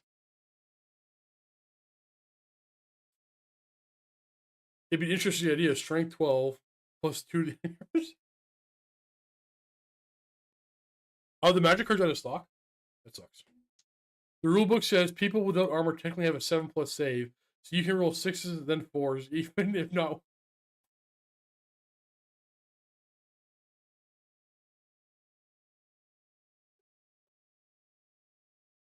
I love that one.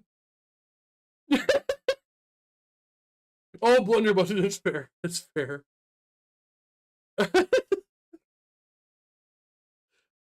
Flip, do you know how cooked I am from like everything? Everything. This game needs I'm starting to think that we're so far beyond FAQing the entire book that it might just be better just to say forget it and write the next edition. Don't try to fix all the little minor problems in this book. That's what I'm starting to confirm. Steve hates Hiles. Max, please. Yeah, but I'm starting to think. So we were talking about the FAQ earlier. Maybe Games Workshop never does put another one out. Maybe they never put another one out, and we're just the TOs are gonna be forced to answer all these little minute questions, and then we'll hopefully get another one more Games Workshop. If anybody from Games Workshop is watching, please, dear God, after you write the next edition, and I get it, it's hard. I could not do a better job. You have to have somebody who was not involved in the writing or playtesting process at all do the final proofread before it goes out.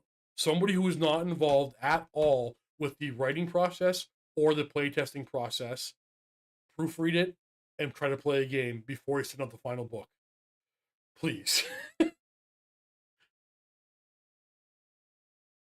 I would take dead last if they got full plate option for Spearman. No way, Nemo. That's never gonna happen. Never gonna happen. I'd even be upset if that happened. Elves can't have no, can't happen. Can't happen.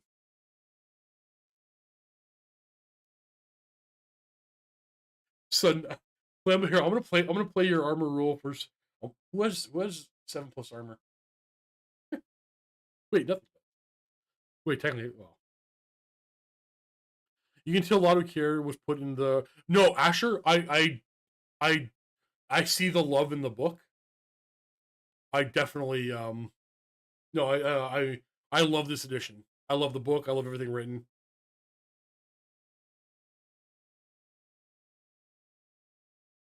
Nothing.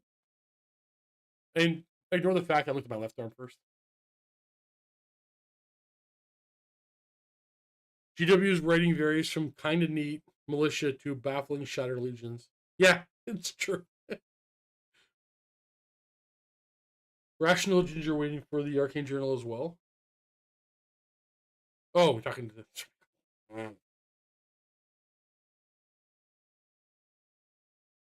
I know it'll never happen. But why not? What's wrong with T3? What's wrong with strength T3 bodies having 3+ armor? If anybody does, it shouldn't be elves. Elves have to be frail. They have too many other buffs. They have to be frail, Nemo. Come on. You know it. You know it. We'll do another army. Which is me. Oh, I want to look at this one.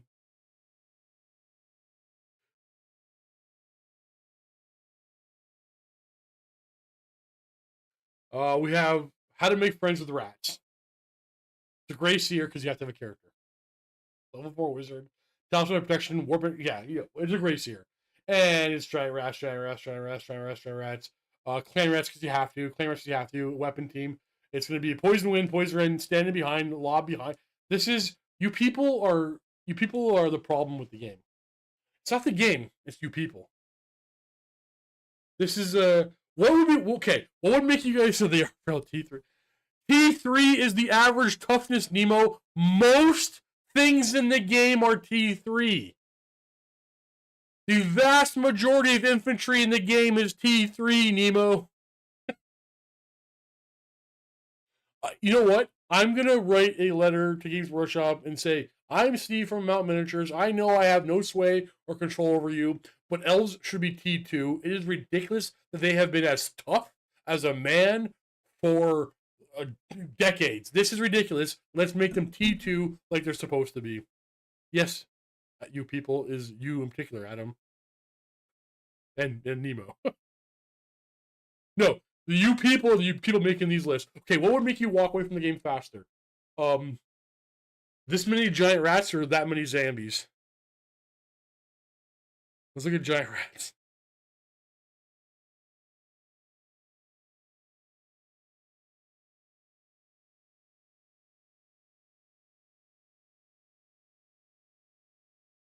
Oh, that's rat ogres. That's not what I'm looking for. Oh, over here, giant rats. Movement 6, leadership 3. Just fight in extra ranks. Just send in, do a bunch of attacks, run away and die. You're probably gonna beat this Skaven list easier than the way easier than the zombie list, but the FAQs are important because even if you think the ruling answer is dumb, GW's already yeah, I know for sure, but I just don't think I'm starting to feel like maybe they won't do it. The community needs definitive answers, even if you don't like the answer. No, everything you said there is 100% accurate for sure. I'm because they haven't really done it for the heresy. Well, here's the thing. Here's everything in my head about it. They haven't done it for the heresy community after their first iteration of the first attempt. I think they just washed their hands of it and walked away. So they could do that for the old world. However, here's why I think they actually might do the FAQ for the old world. It's bigger than they thought. It's probably already outsold heresy by, leaps and bounds. And it's going to be every major tournament's going to have a fantasy tournament now, so they're going to have to do it. So you know what? Maybe I'm not worried. They're going to have to do it. Well, Steve, in my Savage Orc vs. Dwarf game, everything was at least T4, and table-wide average leadership was 8. That's true. Where do you get that elf should be frail?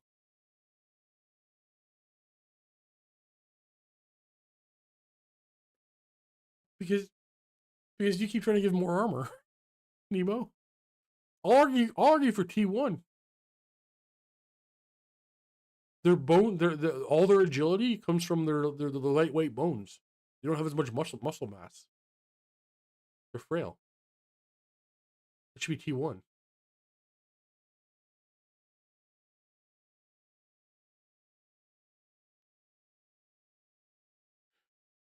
Do you know Nemo? I'll joke aside, Nemo. Do you know how much the greater Warhammer audience would love for elves to go to T2, and they would think it'd be justified? If you think elves should be T2, you're the problem. That time I was talking to everybody but Nemo. Elves have hollow bones like birds.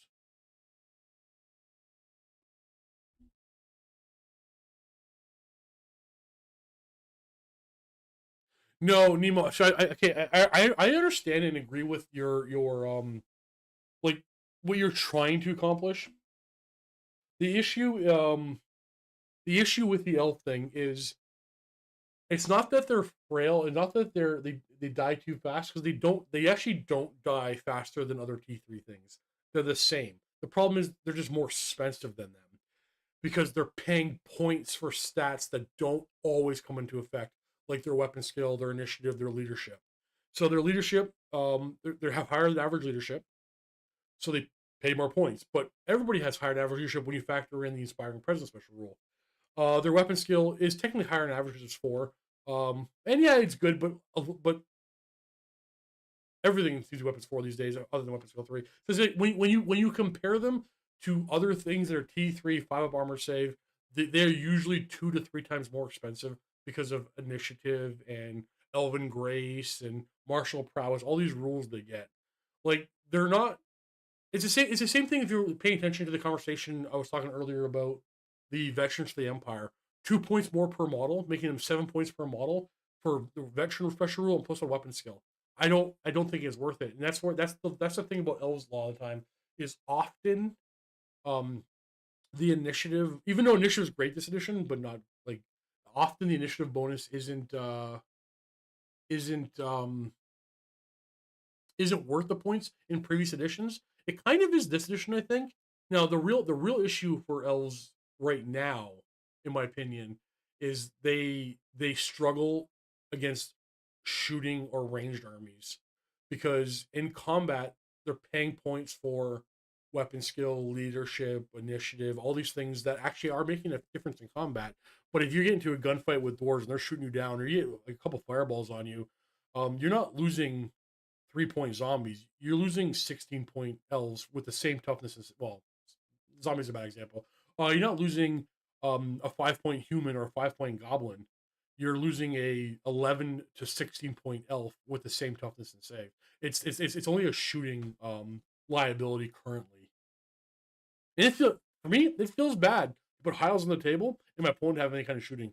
If they don't, it doesn't feel that bad. Giant rats, 12 rats, 4 pack masters going 12 wide. No, I line hammer.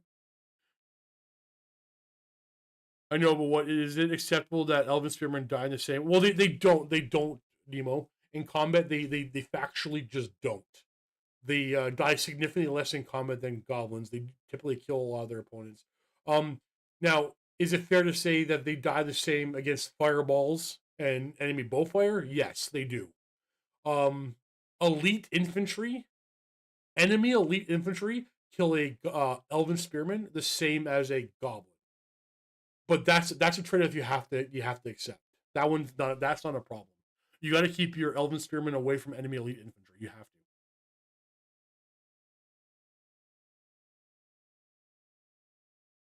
What is your favorite unit in the game? And what is your favorite model based on looks? My favorite model is old school Ungrim Iron Fist, for sure. My favorite unit in the game, Pegasus Knights. Even though I still haven't painted mine yet. Who says Olmans didn't create the Hells from Birds? That's the lore in my head. I would be able to accept T3 elves if Sotlings get T4. It's only fair. When I was a kid, I remember elven characters. I think it was 6th edition. Yeah, it was 6th edition when it happened. 6th edition comes out, and elven characters went from toughness 4 down to toughness 3. I'm like, that's kind of lame. Like, goblin characters didn't go to toughness 3. I always thought goblin characters should have had the same thing as elves. The goblins are supposed to be wee little things, but Mark, how's it going, buddy? How many pump wagons do I need to get now for the new pneumatic orc list? You need none. I need 4. You just make a whole army of goblin pump wagons. I agree on most points, Steve, but that's why I don't want them cheaper. I want them more expensive but survivable to get into combat. So what if Nemo, what if instead of more armor, they got something like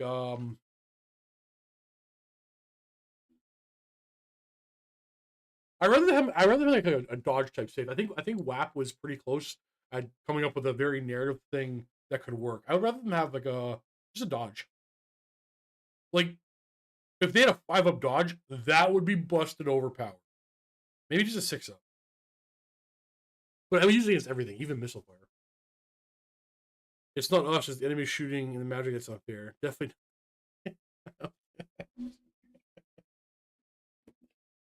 No matter what, you can't talk with Hiles without upsetting 100% of the audience.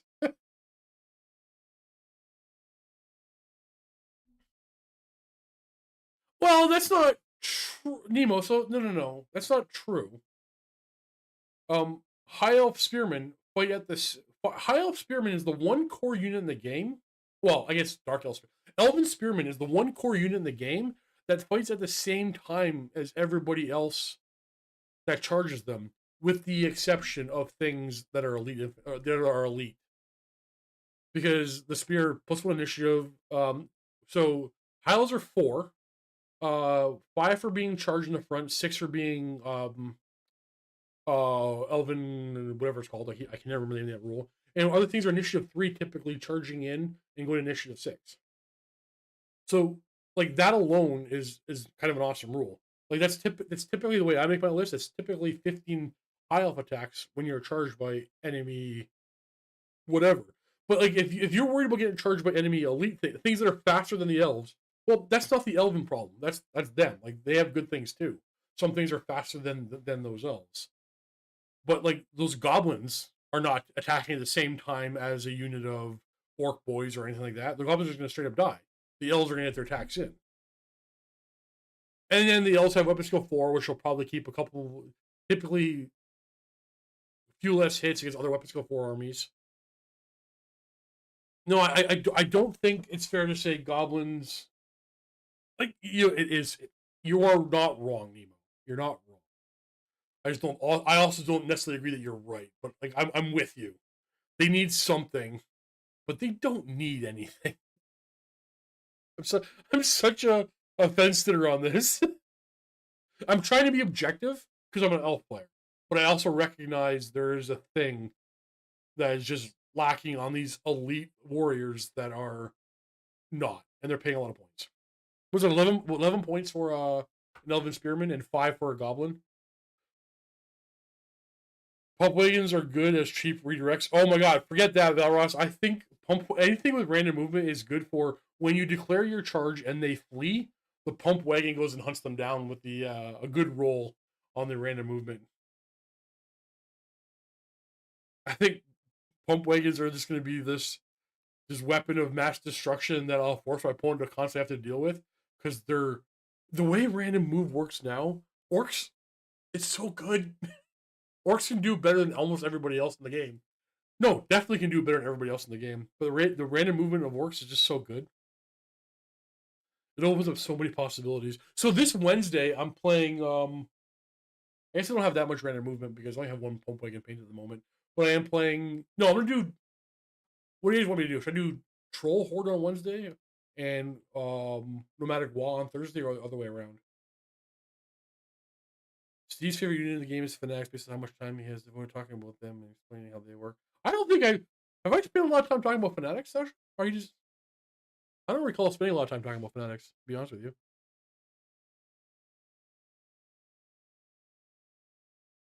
That's the thing, Corgulin. It's getting there, right? It's getting close to somebody else's unit.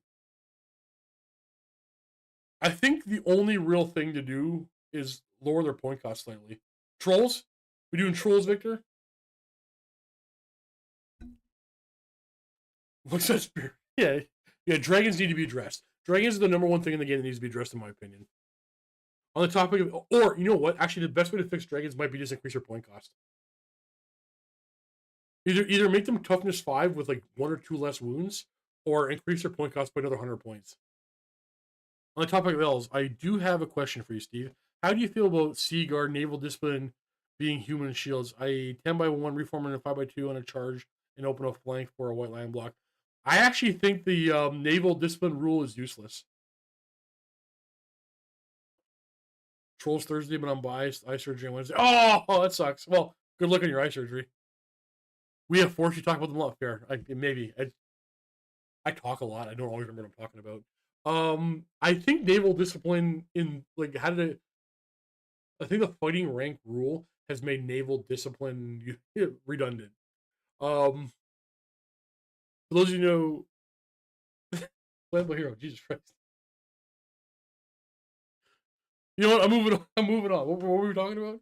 Should I buy 3 more pump wagons for $12 each and bring my total number? Wait, pump wagons are $12. Wait, Mark. Where are you finding them for $12?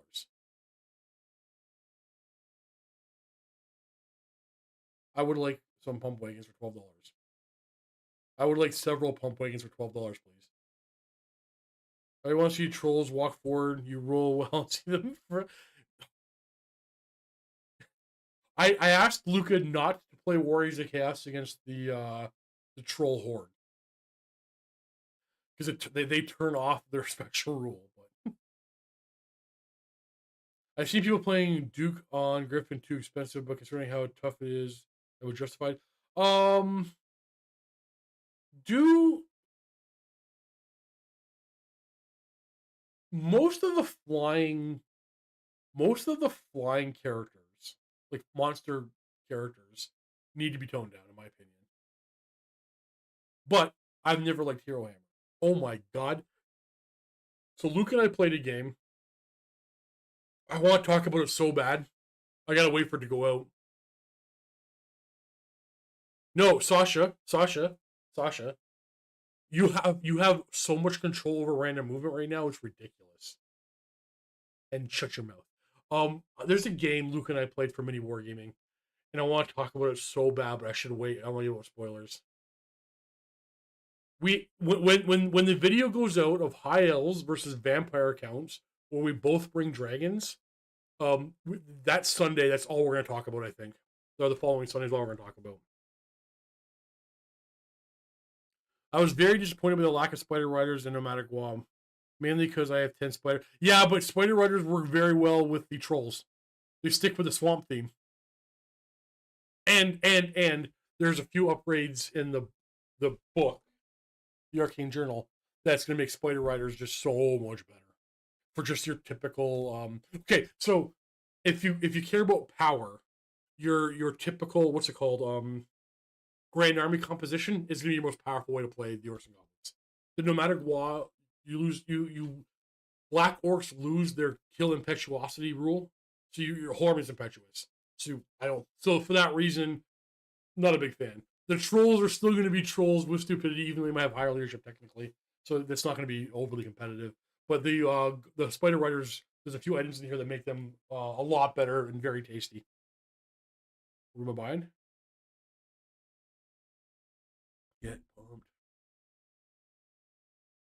Thinking of doing all night goblin army? Oh, Chris, I have a blast with my night goblin army. But I'm working on an all regular common goblin army.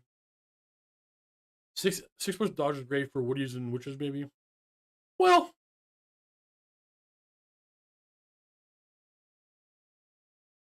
what if elves just had strikes first across the board? Would that be enough for you, Demo? I think that'd be way too much, but would that be enough for you? And I'm asking on spears, very limited offensive value. Yeah.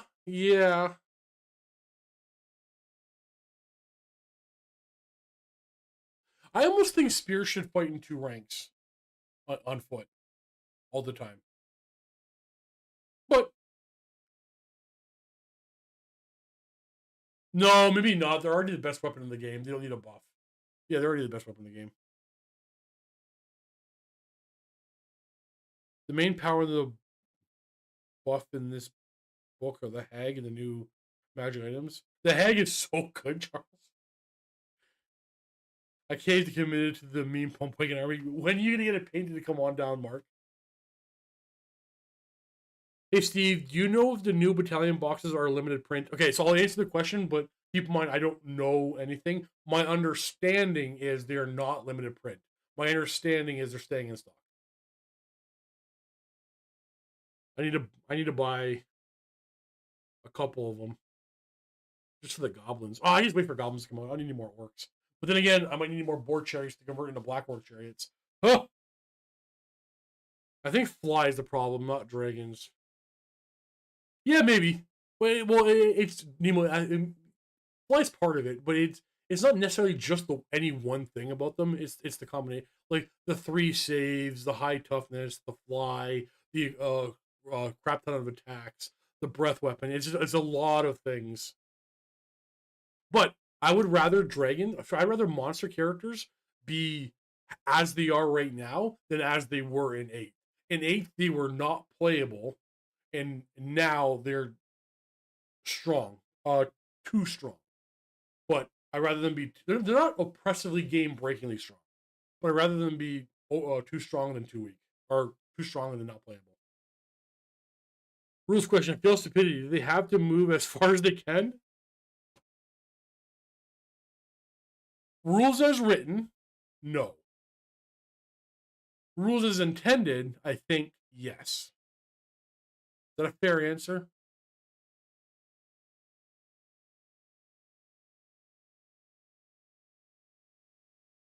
So Luke and I have just decided to do full movement because we think that's the intent, and more importantly, we know it's not wrong.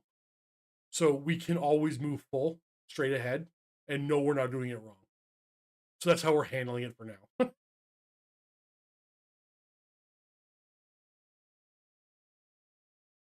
Do you think shooting was all that effective anyway, aside from bolt throwers, organ guns? Yeah, bolt throwers and cannons are damn good. Stone throwers are good. I think all war machines are good. I think organ guns are a little iffy, but I think they're more often good than not. I think all war machines are still good. Infantry shooting hasn't. It's not that infantry shooting isn't good.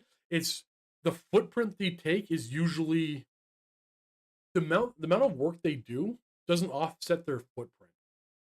For me, I always find like I need that spot, or I'm blocking their line of sight, and like I forget this.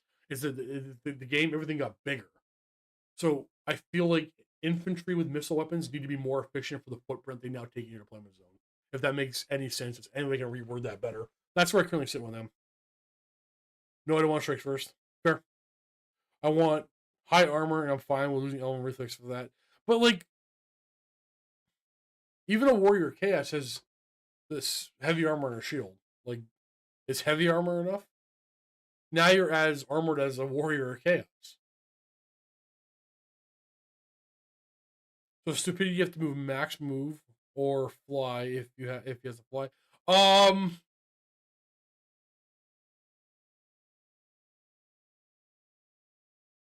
Probably. Oh, jeez, I hadn't thought about fly. I would just use ground movement for stupidity. You're too dumb to fly in the moment. Is that rules as written? Remember when I said we're gonna host the Mountain Miniatures GT? We have decided not until the big TOs have come up with the FAQ. I don't want to be the one to write it. Well, I am going to write it for the channel, but I don't want one to impose it for competitive stuff.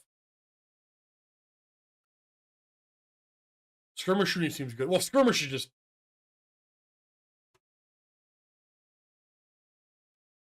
I hear dwarves claim they can't kill a dragon anymore. That's not true.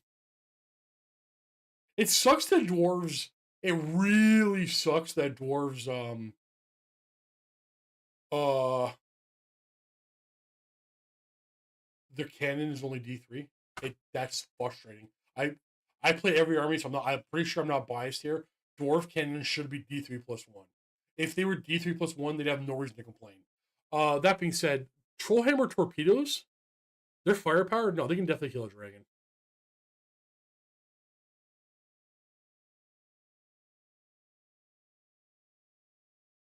Elves need cannons. Their shooting is too weak. Imagine a Star Dragon with a. No, it's dumb, Marcus. Is actually Bretonian exiles. Bunch of cannons and trebuchets, and then Pegasus characters and knights. What's going on there?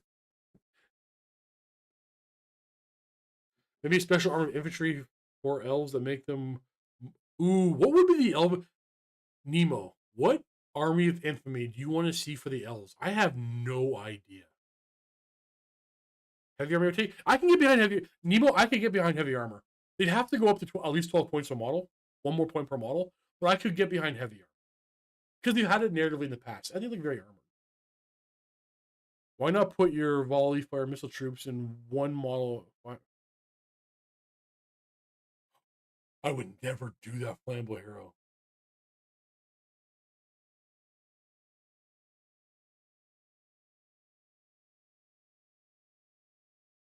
Would anybody want to watch that battle report? That's actually not a bad idea. I could never do that. That's not in the spirit of the game. That'll piss off a bunch of people.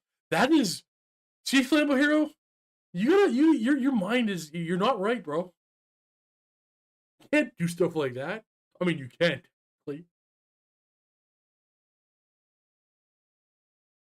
You just take high elf archers, 5-man squads. You row a row of 5, like 1 5 deep, and right next to them, a millimeter away, 1 5 deep, a millimeter away, 1 5 deep. What the hell?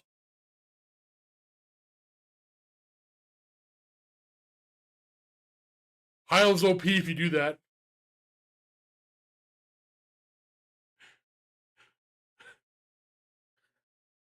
I want to do it. I hate you, Flammable Hero. I'm gonna piss off Luca. I'm gonna do it. Dear God, the stream I do it, you freaking better back me up. He's that.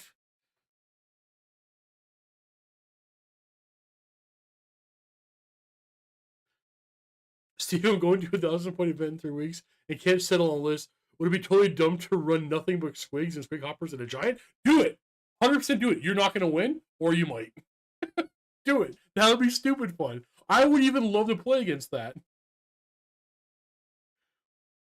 I just feel that there's design space for making one high elf army of infantry truly heavy armor to give different experience, while I still think it would make them super expensive. Yeah, but the army event for me, typically you give up stuff. So what would you be giving up for a heavy armor version? I would like to see a Keldor themed Army of Infamy, and then maybe a White Tower one. No, a Seaguard one. I don't know. There's so many you could do. It'll probably be things not linked to provinces at all. It'll be something different altogether. Flammable Hero, I'm still. It's such a good idea. It's such a good idea. And don't forget the 6s and 4s and armor save. Flammable Hero. Okay, the whole 6s and 4 armor save thing. Is there something in the book that you can make? You're joking with that one, right? There's no argument you can make for that one, right? Please tell me there's not. I would never play that game. It's not the spirit of the game, but it certainly works rules as written. I promise you, now that I said this and you pointed it out in this video, there are people now going to play it. And now if I ever do a high elf battle report and I bring in of archers, there are going to be comments of, you should have brought them in squads of 5 and ranked them 1 5 deep. 100%. You have just brought negativity to our hobby, Flammable Hero. And I still love you for it. Orc Arcane Journal will give them Core to Everqueen. Ooh, that would be fun. And they can use Dryads and Tribes. Ooh, that could be fun. I feel like they can do another Bretonnian Arcane Journal. I feel like they can do endless Arcane Journals to these armies. And I would almost rather they kept doing more Arcane Journals than rewrite the books. But eventually you have to rewrite the books. But I want Arcane Journals. I actually really love the Arcane Journal idea. After this one. Because I didn't give the first two enough attention, I guess, but I love them now. Do you think the solution by some tournaments for Linehammer have 10 wide hurts regular shooting units that go 10 wide? Killgun, my opinion on Linehammer is, this is going to be very controversial. I don't think Linehammer is actually a problem. I think the people that make an argument for Linehammer are talking about it in a vacuum, and they're ignoring the answers to Linehammer. I think if you allowed Linehammer in a tournament, some people are not going to know how to deal with it and like just lose their games. And then the competent high-level players will say, hey, you went Linehammer, I automatically beat you because I'm going to do this and you're screwed. And then everyone will learn how to do that. In my opinion, I say let it happen, and then people will figure out Linehammer's not an issue. I could be wrong, of course. I don't believe it is an issue. So,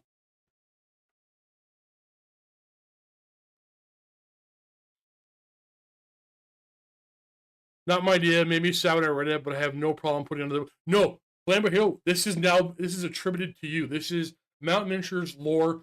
Flamber Hill came up with the idea of running your High Elf archers in squads of 5, 1 wide, 5 deep.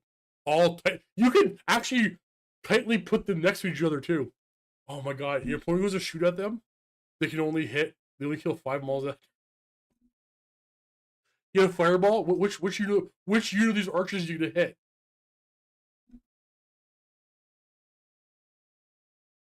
I want to do it so bad. Solution for dragons: have them flammable so you can take regen saves. I know it doesn't make much sense, but it's going to. But flammable is another rule that I think needs to be addressed. Maybe all regen saves should come with flammable. Hey Steve, Shaman's on the way. Awesome, Brian. You're the best. I am stoked for those models. You have no idea. Also, if you ever want to come in for a game, let's set up a game. How do you roll 7+? Why is it not played armor saves? Please stop rooting my game.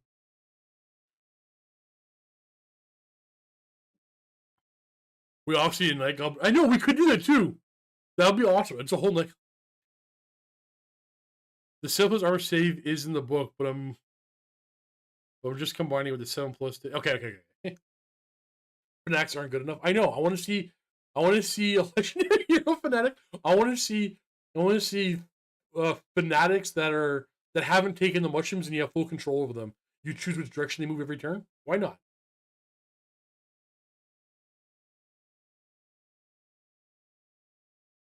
So, and I've been guilty of this in the past too. To come around to back to the previous topic, we build opinions, we read rules, and we build opinions, and we decide that those opinions are correct, and we put them out there in the world because we have the internet nowadays, and people read them and think, oh, this must be an actual thing. Whereas in the past, even just 10 years ago, people would have to go to events to learn about all these things, and there's answers right away.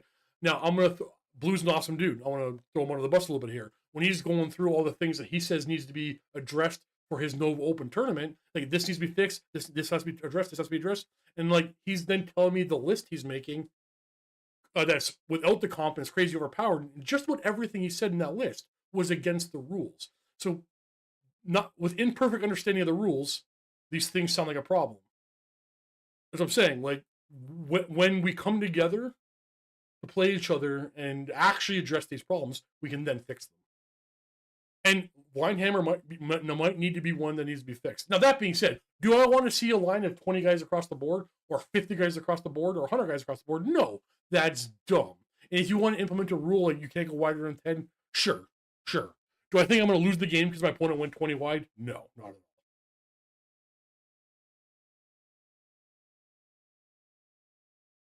But again, I don't want to see it. It is dumb. Maybe that's how you run Glade Guard. Oh my god, Pat. You were right. Nah, even that. Oh.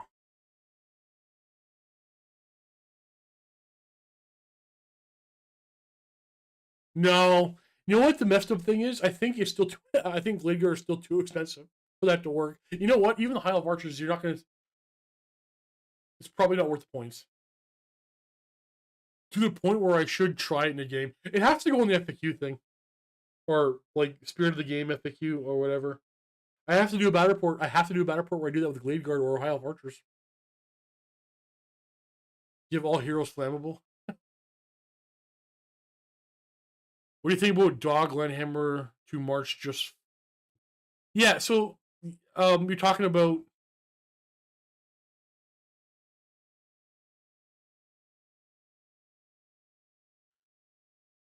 If you have a big long line of dogs and you march them up the field and block your opponent's entire army, okay. Here's the thing.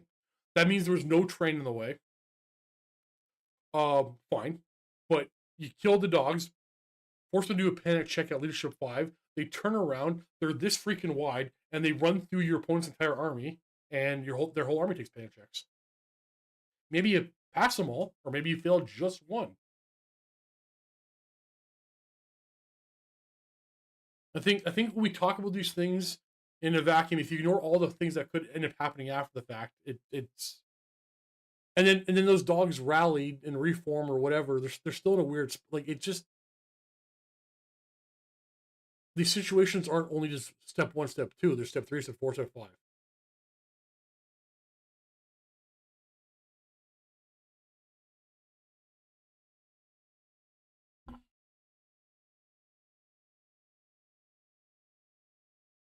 Yeah, it's not doesn't need FAQ. So Vincent's asking about the lance, and then Candidate says needs FAQ. I don't think it doesn't need an FAQ at all. But let's just go over it again. Well, I guess if enough people are asking the question, it does need an FAQ. Never mind, I'm an idiot. Forces of Fantasy.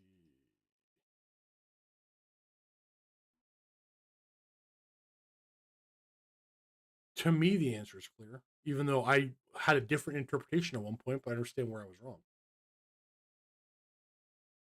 wrong. Whilst engaged in combat, every model on the outside of a lance is considered to be within the fighting rank and in base contact with the enemy. Yeah.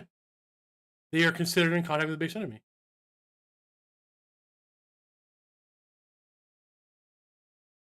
Sorry, base enemy units fighting rank. Yeah, everybody gets to attack back against the Bretonian lance. Sorry, the whole fighting rank. And if they have more than one attack, get all of their attacks. So if if a Bretonian lance charges Chaos Chosen, the Chosen get 2 attacks apiece. I'm telling Luca, this is your idea. Please, Flambo, here, don't you dare. Steve, you're saying a unit single rank. So Steve, you're saying units single rank and 20 miles wide is wrong, but single fight. No, I'm not. I think they're both not wrong, for lack of a better word. There's one I'm willing to do right now, and one I'm not. Because you gave me a cool idea. I'll let them know it came from your idea. It was your idea. Solution for dragons. You get +1 hit them because they're freaking huge. You know what, Marcus? I don't think that'll matter. It's not the hitting is the problem. It's usually the wounding. I know this is exaggeration, but basically all flaming attacks is good for is activating opponent's magic anti-flaming attacks armor 100%. I actually agree with you, Troy. To the point where I've played a game with Luca where I played a pure Keldor list. It was for Mini Wargaming, hasn't gone out yet. I said, hey, Luca, do you have any magic items that get better when flaming attacks hit them? Because I'm going to bring a unit of Heil Silver Helms, and I'm going to give them the banner of Eternal Flame, whatever it's called now, to give them flaming attacks. And it doesn't, there's no point to this item whatsoever. I'm doing it for the theme. But I don't want to spend points. I'm going to spend points for a theme for no reason. I just don't want to also give you a buff. He's like, no, I don't have anything. Go ahead and do it. Because I could buy the War Banner instead, but instead I gave him flaming attacks to stick into like a Keldor theme. I'm like this banner only activates buffs for your opponent.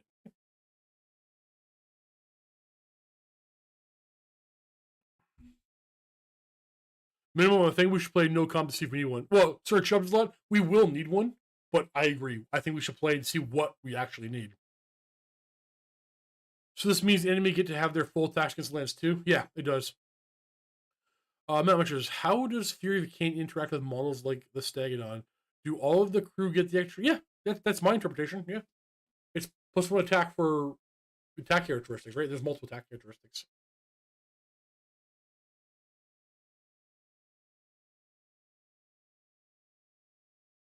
There are 3 different interpretations. Yeah, well, there's only one correct one though, Candid, right? The lance is considered whilst engaged in combat, every model on the outside of the lance is considered to be in its fighting rank. That's easy to understand, and in base contact with the enemy's unit's fighting rank. They are considered to be in base contact with the enemy's fighting rank. When the enemy fighting rank goes to attack, when they're in base contact with the enemy, they use their full complement of attacks, and they are considered to be in base contact with the enemy's fighting rank. So they're easy to you can misinterpret. I know because I actually misinterpreted in my opinion, was originally the chosen would not get their full attacks. But playing the game a bunch and reading the rule, I'm like, oh, I see here. They are considered to be in base contact with the enemy fighting rank. So the Grail Knights get all their attacks, their chosen get all their attacks. The frustrating thing I deal with, and I hope to God I'm never doing it, because I've definitely done it in the past. A lot of people argue for what they want the answer to be, not what the words actually say. And I know I've been guilty of that in the past. Anyone tried the Dean Flight? And I'm not sure what that means. Flammable might be good against neutral. Yeah, Flammable's be good against the neutral army. Flammable's good against vampire counts and troll horde.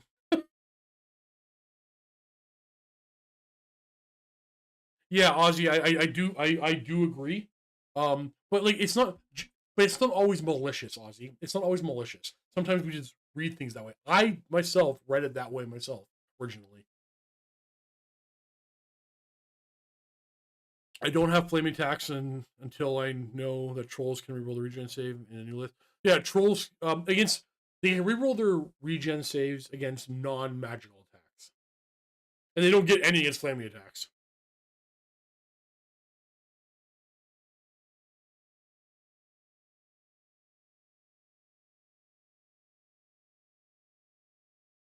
Pegasus or Girl Knights, which is better? I think Pegasus Knights are better, but they both have their use and they both have their purposes.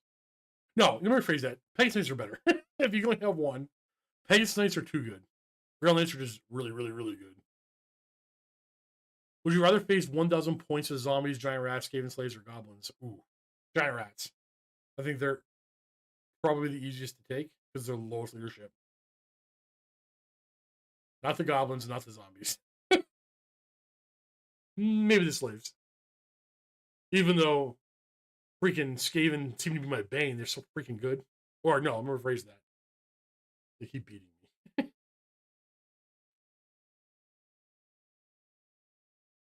Yeah, so Blyce technically rules as written, they're right. There's no ballistic skill on the Skycutter, so you can't fire it. But that's a clear-cut case of, oh, you know the intent here.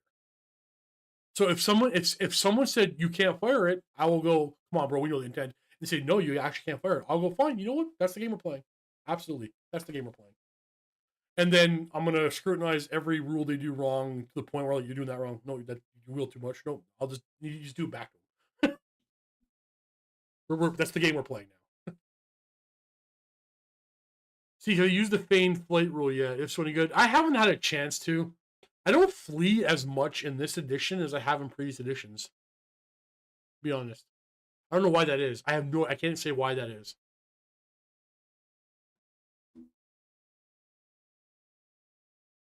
Question: if you have a lone character fighting a rank and file unit, it's in contact with its fighting rank, but the whole fighting rank is not in contact with the model. Yeah, but it's true. Like the whole fighting rank is not in base contact with the model. I feel like you're trying to correlate that to the lance, and it doesn't. It's not the same thing. The lance says the models in the outside of the lance count as being in the fighting rank and in base contact. The models count as being in base contact with the enemy fighting rank. If you're trying to correlate the two. Scott, don't worry. It's not just your bad spelling; it's also my bad reading. Not always malicious. Speak for yourself. I said not always malicious. Sometimes it is, Sasha. Sometimes it is. I'm English and I have no faith in humanity. Fair. That's fair. Giant rats with fair Wolfric. No, giant rats. I think they're going to be a fun meme. But if you can flank them, they're fast. If a charging unit perfectly straddles the target's flank and rear arc, how do you determine which arc you charge? Is that not covered in the rulebook? Is there not a 50-50 roll-off after you declare? I seem to remember the answer is after you declare the charge, before you do the charge move, you roll a die, and a 1, 2, 3 it's on this one, and a 4, 5, 6 it's on this. But that could be a bias from previous editions. Is that not covered in this current rulebook? Because he hasn't playing as many great eagles. Well, people hate eagles.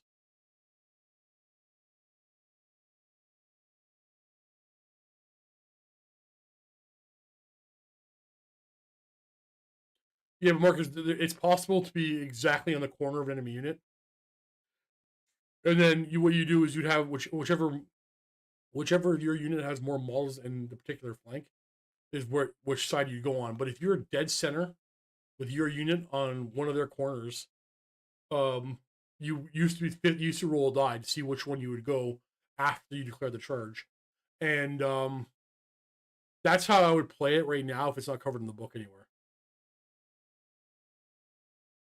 When I get in the Bone Grinder, it's like $260. I'm not going to spend $260 for a model that I'm not going to be able to use all the time. Mini Wargaming has one, so I'll just play it with theirs. But yeah, I might buy one. I hate the model. It's ugly. I hate the Bone Grinder so much. I found Rat Darts and Marching Column to be very good redirectors. You're Cancer, and you shouldn't be playing this game.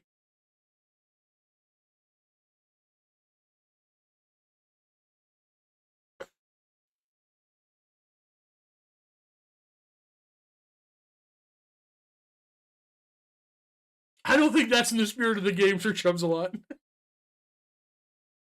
Oh, that's basically what Great Eagles used to do.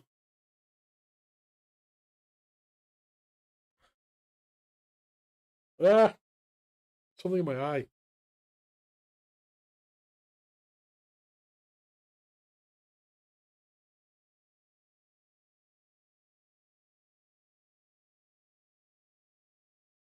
There it is, just testing you. There's no roll off. You take the arc that offers the least favorable combat resolution bonus. Is that true? What page is that, Playable Arrow? Oh, I'm glad that page 127 under resolving uncertainties. I didn't know that. Good to know.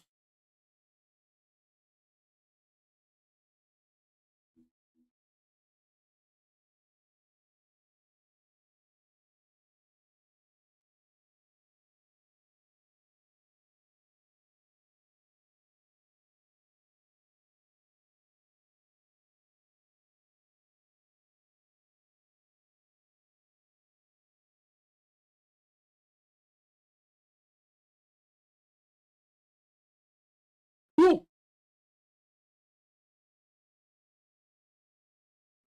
I kind of like that ruling too. I don't like the bone. Yeah, I don't like his face or his legs or his torso or his weapon or his model or anything about this stupid Bone Grinder.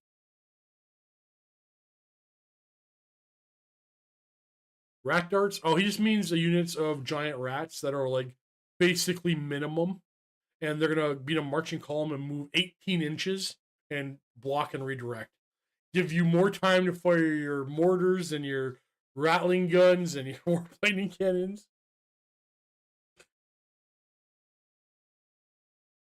That's why I don't take them anymore. Fair. Excited for new dwarves like you wouldn't believe. I'm stoked to paint some Doomseekers. Waystalkers have a faint flight. I have a stupid Way Watchers need to have Waystalkers. It drives me nuts. I don't like buying characters for those kind of units. Skater allowed to break the spirit of the game is one of her. I get behind that, Victor. That's cool. Oh my God, Wade, you're right. Maybe that's what I would do. That's exactly what I would do. I would buy a modern big giant. That's exactly what I'm gonna do. Giant rat. And the troll head, you're gonna get one. I already have one. I have one. I painted it for my Age of Sigmar troller like the Gloomspite Gits army. I've already rebased it on the proper size base. It's ready to go. He'll be in the battle report on Wednesday. Get in! Remember for 31 months in a rock jock. Steve, first tournament May 12th. 1500 point Heil Prince Noble. Mage comes along, 20 spear, 15 Seaguard. Boo! I hate Seaguard. I hate Seaguard so much. Take those Seaguard and turn them into archers. 5 Silverhelm, 6 Swordmasters, 2 Really? 6 sword masters. Wait, they're not sword masters. What's swordums? Yeah, what's sword masters? 6 sword masters. I see what you're doing there. I haven't had a chance to try doing that with them. Tiny little flanking units. 2 bolt throwers and a red eagle. I like that. I like everything but the sea guard. Take archers instead. The extra fighting you don't need. No, it's just the warbow. The longbow is just so much better than the warbow. I'm very disappointed with Seaguard, even though they look awesome. And I plan on having Dale paint me up a bunch of Seaguard. So I'm just being bitter about my Seaguard. So yeah, you're fine. Looks good. The game plays. It's actually really fun at 1,500 points. Hey Charles, welcome down here, bud. Appreciate that. You know I can't do this without you. I keep saying that, but it's true. Thank you for allowing me to work from my home and paint and play with my toys for a living. Trollhead gives hugs and giant stuffs things in his pants. Yeah, it's true. Actually, worth asking, Steve. How do you personally interpret the Waystalker shooting with the ruby ring? Um, 1 second.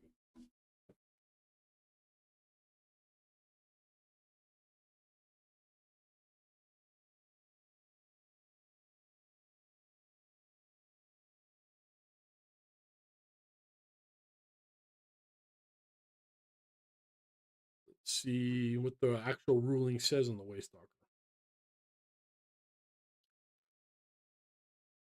Pretty much, my answer is going to be it doesn't work, but I'll wait and see. A model with a special rule can target enemy characters. It can draw line of sight to, regardless of.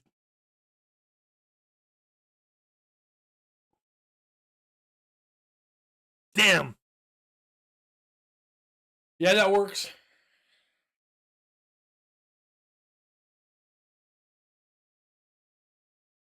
Damn. You know what? I'm not going to be biased. I'm not going to be biased about it. It works, and I'll try it, and hopefully I'll get Ben to do it to me, and we'll see if it's actually oppressive. He's 85 points, so.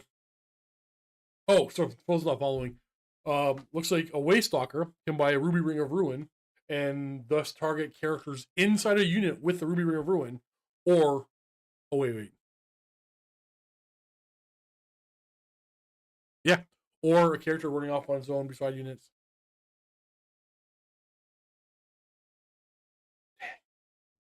What do you guys think? Is that gonna be a problem for the game? Do you see real use for Weight Watchers when? No, I don't. It sucks, but I feel like I'm not going to see much use out of my Weight Watchers until an Arcane Journal comes out and hopefully does something for them. Oh, nice! My Weight Stalkers have a Ruby Ring. Oh, see, that's the thing. Just if you're going to do it, Scott, just make sure the people in your play group are not going to be upset that you're doing it. Some people will go, "Oh, that's cool," and some people go, "Oh, that's not the intent," and they can't be sure because maybe that's exactly the intent.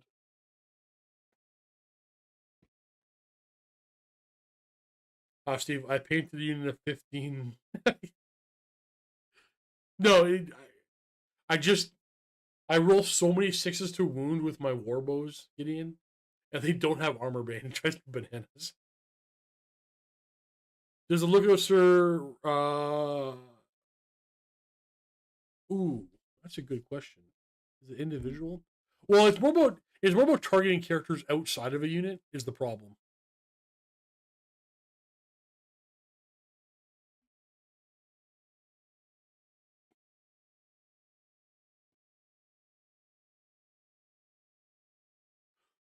It'd be you'd roll per fireball that hits you. Way watchers, Killgun, way watchers.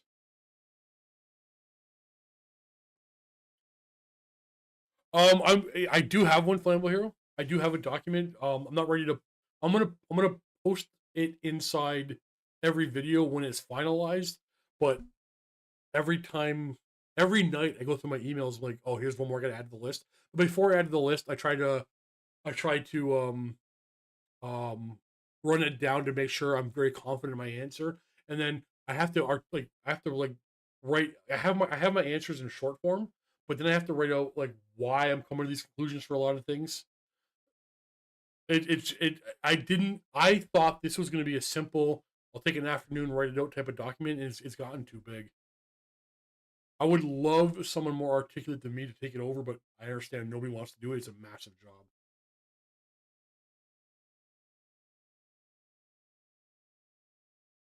Come on, it's called Hawkeye. Well, he's Hawkeye. You can't say for Ozzy. You can't argue for certain it's not intended for the magic ring. We could talk to the writer here and be like, no, we definitely intend for the ruby ring to do exactly this. We think you're paying 85 points. It's totally fair. Maybe they exactly intended for this. Oh, I'm gearing up for a tournament. Scott, check with your check with the TO. I would even here's the messed up thing. I hate saying this, but it's clearly rules is written, you're good. But check with your TO.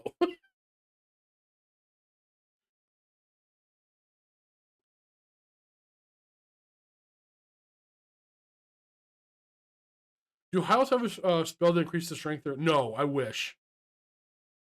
No, I wish. I don't think there's a spell in the game that increases your strength. I can't think of one. Well, no, sorry. There's demonology. Does that work for the unit as well? Can Hiles take demonology?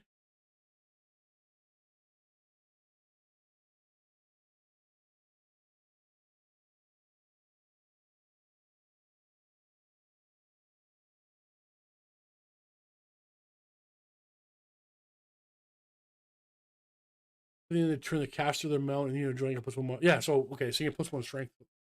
But this is a delay. I was already there. I don't think Hiles can take demonology. It wouldn't make sense that they do.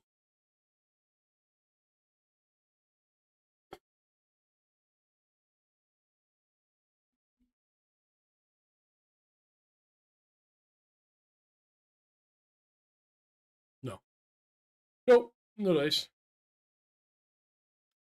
Does anybody in the game have a unit that can take war bows and can take demonology?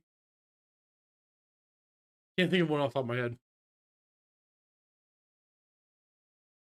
Yeah, Gabriel, I do one every Sunday. We just hang out for a few hours and talk Warhammer. Paint your models, listen up, get involved. The damsel signature spell increases the entire unit plus one strength and AP1. I haven't used the Bretonian signature spells in a while.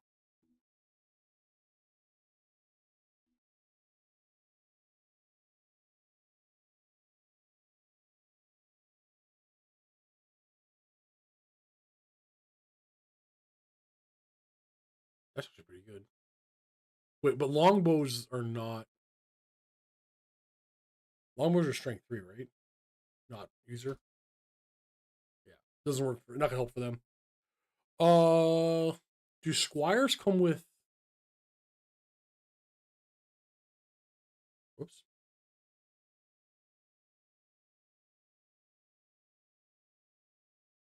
I wonder if squires come with war bows.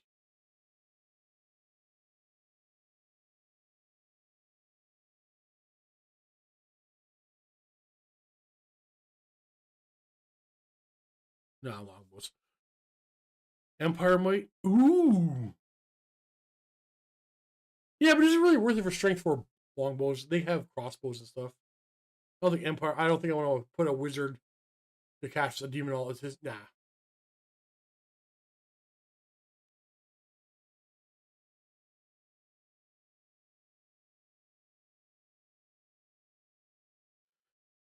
Steve, Bow of Avalorn and Swift Shiver arrows.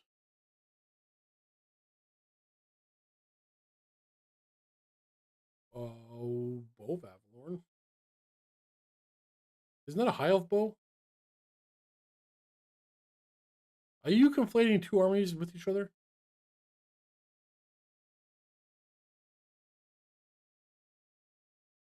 I play too many armies. Forgive me.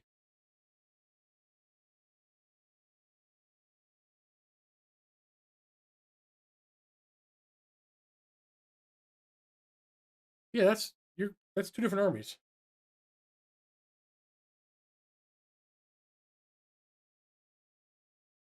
Question: why do you think dwarf armor runes have been nerfed so hard that stuff like Troy? Well, Tolkash, I think across the board, our armor has been reduced for everybody, and that's why dwarven uh runes have been nerfed. And I think dwarven defensive runes are actually still some of the best defensive stuff in the game. I don't think they have an unfair nerf. I think things like troll hide trousers are sneaking through. Like um, troll hide trousers are a little undercosted, but you can argue that the dwarf have a banner that no dwarf have a like a banner combo that makes hammers like crazy OP. Like armies have good things, armies have bad things, and dwarf armor runes had to get adjusted to the way they are for the state of the game. I don't think it's fair to compare dwarf armor runes to a magic item from another army. Taking a wizard with demonology with the chance you can put them in a unit with warbows to get strength 4 seems less. Yeah, exactly.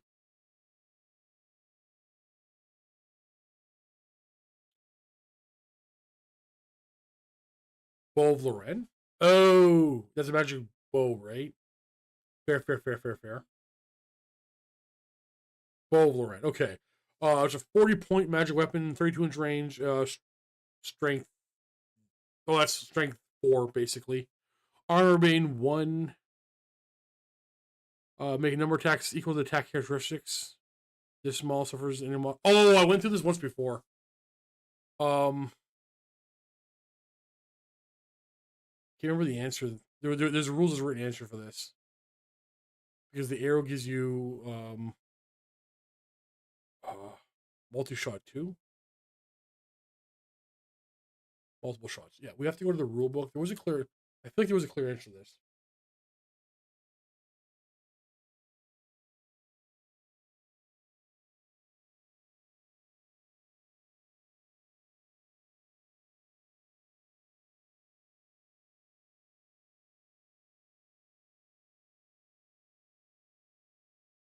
Wait, that's not the right page. I'm reading the wrong section.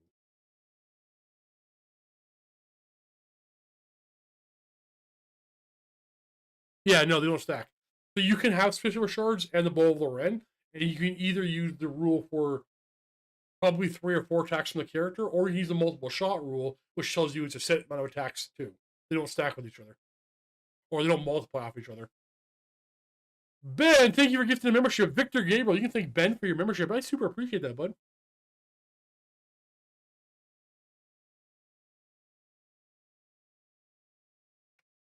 Wish the Waystalker could jump on a Warhawk. That would be probably too good.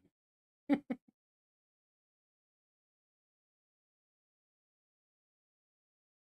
don't think it's a Woolly one, Kargath. There's a clear answer. They do not work together. They are two rules doing the same thing. They don't stack with each other. Because remember, if multiple shot says every time you fire your arrow, you take 2 shots, then it would work with the bow of Loren. It doesn't say that. The bow of Loren says you make as many attacks as you have as attack characteristic, and the multiple shot says you, when firing this arrow, you may make 2 attacks. So you can use the bow of Loren and then fire a swift shiver arrow, but you only get 2 shots.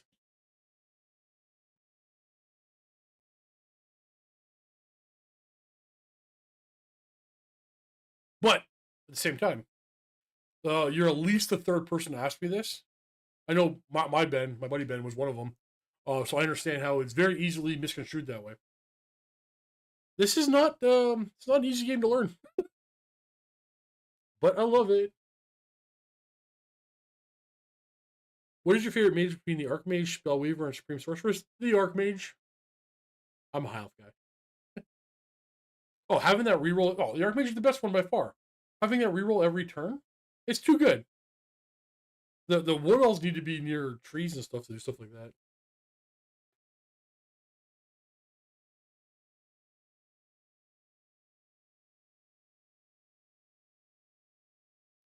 Because the bow candid, there's no like we have a clear answer. They do not work together. Multiple shots is basically shoot normally or shoot. Yeah, Flaming Hero is wording it better. Multiple shot is basically shoot normally or shoot 2 times because it's 2 on that arrow. Bor Loren says shoot normally is a shot with a normal characteristic. Shoot X times. So it's one or the other. There's no, if anybody's claiming they're working together, they're just unfortunately just wrong. I disagree. Dwarves can have one character with a 2+ save. They cannot have any regen. The ward save is on the armor rune. It was yeah. Dwarves do not need more. Dwarves, no. You're biased, bro. You're biased.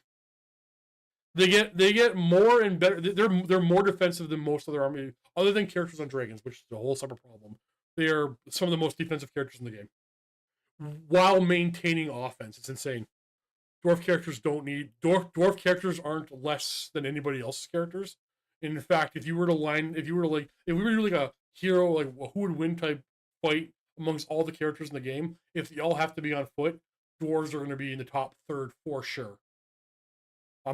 Who wins between a Chaos Lord or a Dwarf, or maybe even Doom Bulls are monsters of the but maybe even a Beast Lord? Those are going to be the tops, I would assume. But dwarfs are honestly, like, if I had to bet right now, dwarves are going to win that fight. But it could be chaos as well. Yeah, dwarf characters don't need anymore. They're damn good.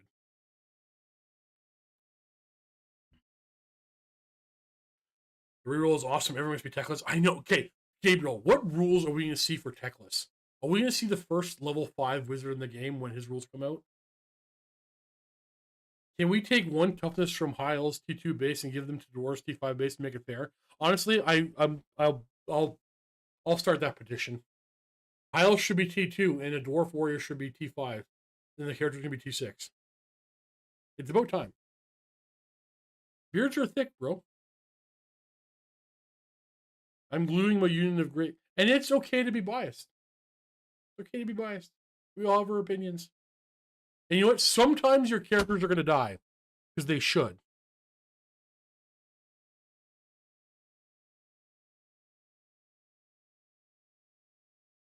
I'm gluing my union of Graveguard. Would you prefer great weapons or hand weapons and shield? I'm an opinion of offense is more valuable than defense this edition. So great weapon. I agree with Steve. I just mentioned this is literally a frequently. Oh, I'm sorry, Ken. Fair. You're right. There are so many things that come up over and over again. Those are literal, frequently asked questions, right? You should always disagree with Steve. Says though, fair, Sasha. You're not wrong.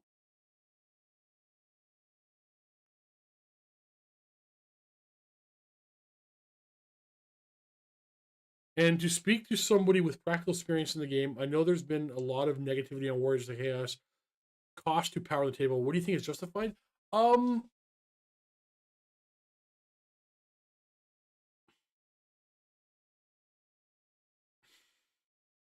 don't know how to answer that question the way you framed it. Let me reframe it and I'll see if I explain to you what I think the issue is. We got Marauders, we got Warriors of Chaos, and we got Chosen. Chosen stats for their points are damn good. Marauders are just damn good. So Warriors just fill out a place. They're probably fairly costed, to be honest with you. You just don't seem to have a purpose anymore. Right? Wait, what did I just say that needs to be clipped, Flammable Hero? I already forgot what I said 2 seconds ago.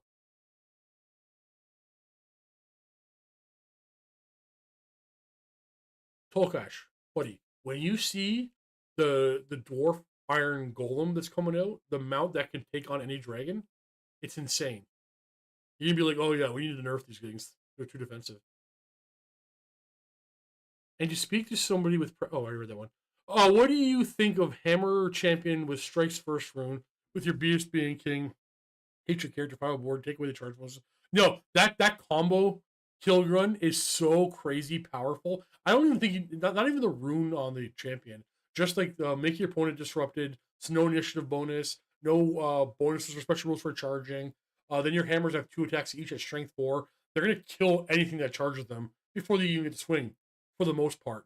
The problem is, while crazy overpowered that combo is, your opponent just ignores the unit. And there's nothing you can do. There's already multiple level 5s. No, there's not. No, there's not, Nemo. There's a couple of wizards in the game that get +1 to cast. I'm talking a true level 5. If Teclis is level 5 and Slander is stuck at level 4, I right? No, Teclis is more powerful than your average Slan nowadays. I would say the Slan that we're seeing in the games are not like first generation of Slan. We're not seeing rules for even what's his name, Lord Croak, right? Like these are low level Slan.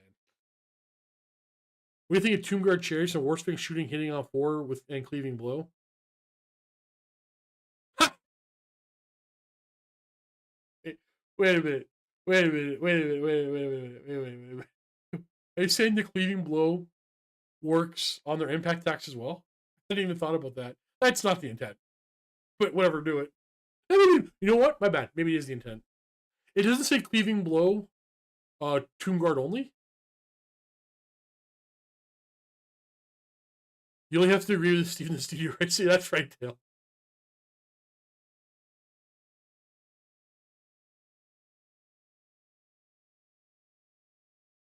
I'm okay for the Dwarf player to get better armor runes if you remove the Iron Drake torpedo from the game.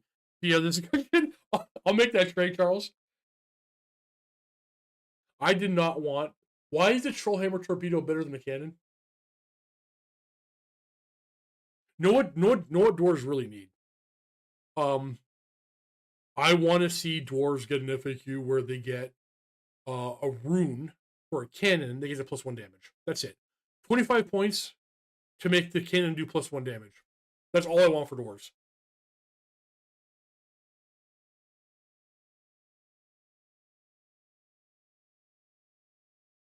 Teklis might be in the end times. I'm not sure he'd have been there. The timeline is so... No! Teklis is live right now.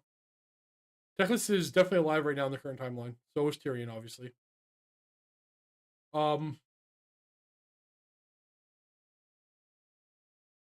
Teklis, I'm not sure how old he is, but we're only a few years away from the time Teklis...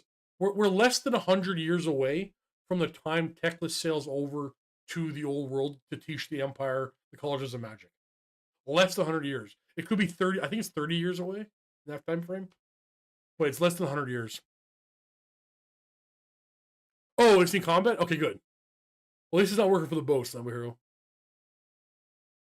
You might bias, but the math does not seem to be. The mere fact dwarves cannot stack a save and ward makes them weaker. What do you mean you can't stack a save and ward?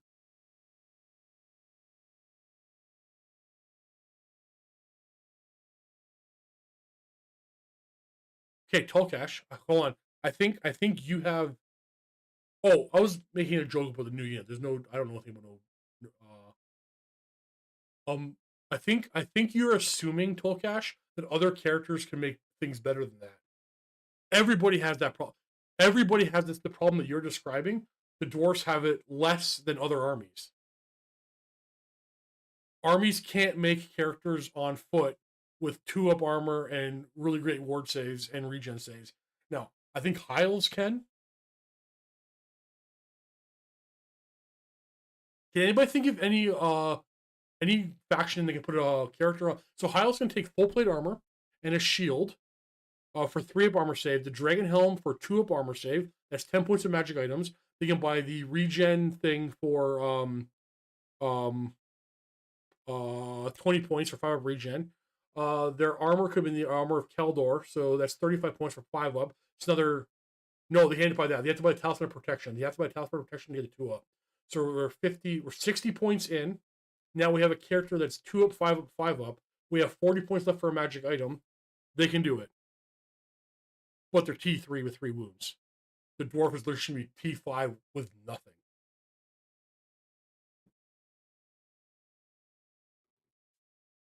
Yeah, Tolkash. I don't think anybody can. I think Hyle's the only one that can.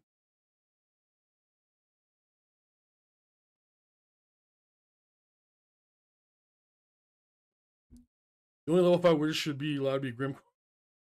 Grimgor's not alive.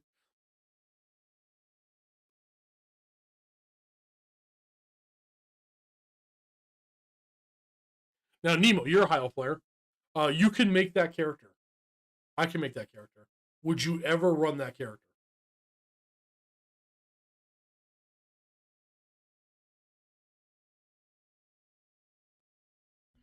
I would never run that high health character. Okay, could the Warrior Chaos do it? Let's see if Warrior Chaos can do it.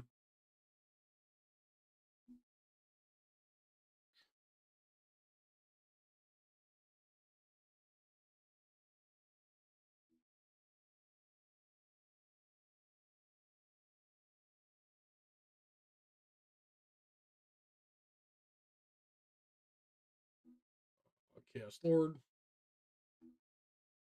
full plate, shield. We have a 3-up armor save.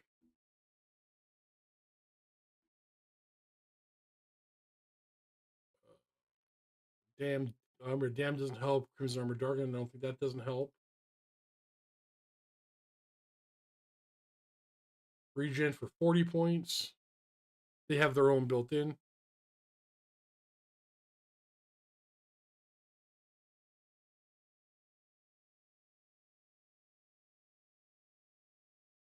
No, Tolkash, I feel like you keep changing. I feel like you keep changing the goalpost here. You said armor runes have been nerfed, and I replied with the defensive capabilities of all armies have been nerfed, and we're talking about comparing things on foot. If you want to complain that your dwarf characters can't be on a horse like other characters, that's a bad argument. You chose to play dwarf. You don't get a mount. Because you don't get a mount, you have leadership 9 across the board, which is the best stat in the entire game. You have toughness 4 across the board. You have great war machines, great infantry. You're slow as fuck. You have gyrocopters to get around the slow part. Like, you have give and take in your army. If you're complaining that your dwarf characters are not defensive to your par, you're just complaining about your army. I don't have any more to say. Like, there's nothing wrong with the dwarf character. They are like you put a dwarf character with a few defensive runes and a great weapon on a shield bearer. Like, most other characters can't even fight him. The chaos characters don't do well against that dwarf character. You can make your him completely immune to killing blow. You can make him extra wounds, all kinds of extra ward saves, super customizable. In a game of characters on foot fighting other characters, like, the dwarves probably win that fight. They're probably better than everybody else. This is literally you having more than other people and complaining that you don't have enough. Or I'm completely wrong, and people tell me if I'm just not seeing this right. Put me in my place if I'm wrong here, guys.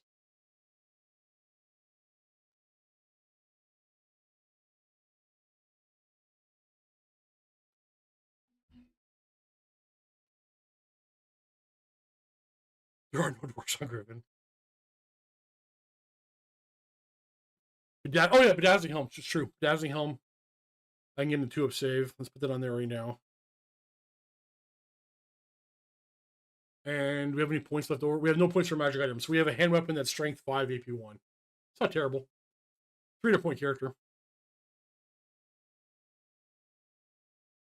Yeah, like, this is... Dwarf runes are so freaking good. Are they as good as previous editions? No, but it's not like... This is in Tolkash. I've had this conversation with you before, and I hope I'm not offending you, brother. We've talked. Like, you know the way I talk. I hope I'm not offending you, but we've had this conversation before. You keep comparing things from the books to the way they played in previous editions. We're talking about the old world, and in the old world, they're fine. The characters. I know you said arcane journals are worse than grand armies, but you're not taking about the magic. Yeah. The magic items are kill gun. The magic items are just good. Typically, having more magic items is always a good thing. Like, there's this one in particular. There's 2 really fun ways of making lists. But I do believe that the grand army for orcs and goblins is going to be more powerful. This isn't supplemented, but more powerful than the 2 sub factions in here. Now, I said the same thing about Bretonia, but Luca found a really cool way. It took months, but Luca found a really cool way of playing Bretonia with the exiles by bringing a bunch of cannons and then the flying characters. There's probably really good combos using the sub faction in this book as well, but they're not as obvious to me as just the standard grand army composition.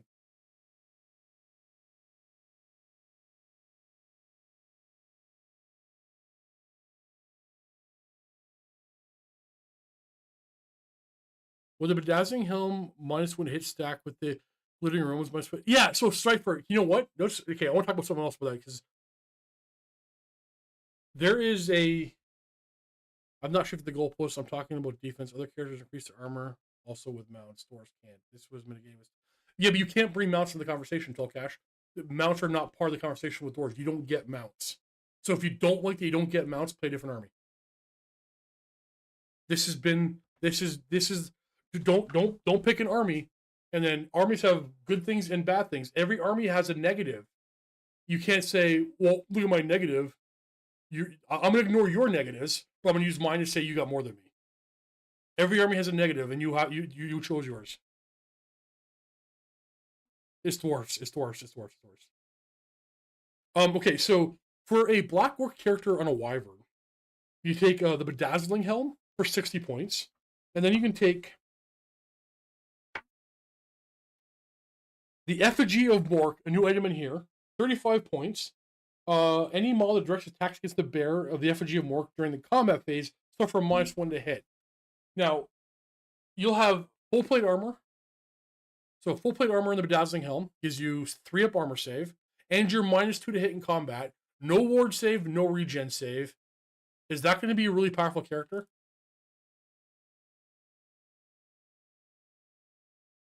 Keep in mind he's weapon skill 7. I don't think it's very fair that all the Orc and Goblin Arcane. Why not? Why not, Kilgun? It's everybody's Arcane Journal is going to be that way for the most part. Are you saying it's not fair that they have their book out now, or it's not fair that armies can use Arcane Journal magic items? It's Dawi. It is Dawi.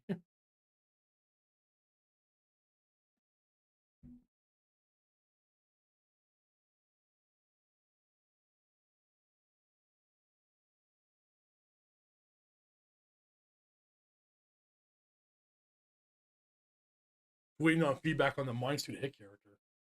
Weapon skill 7 with a marker. Marker Nurgle so overrated. I would never take it.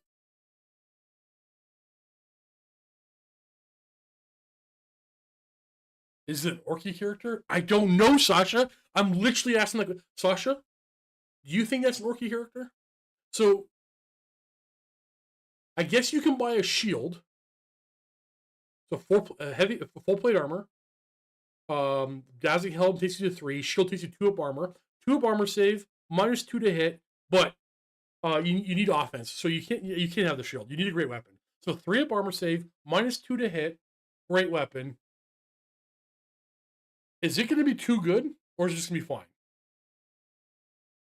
Steve, yeah. What are dwarf's negatives, Steve?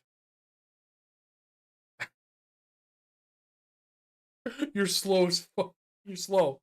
You're slow, and you have no cavalry. Those are your negatives.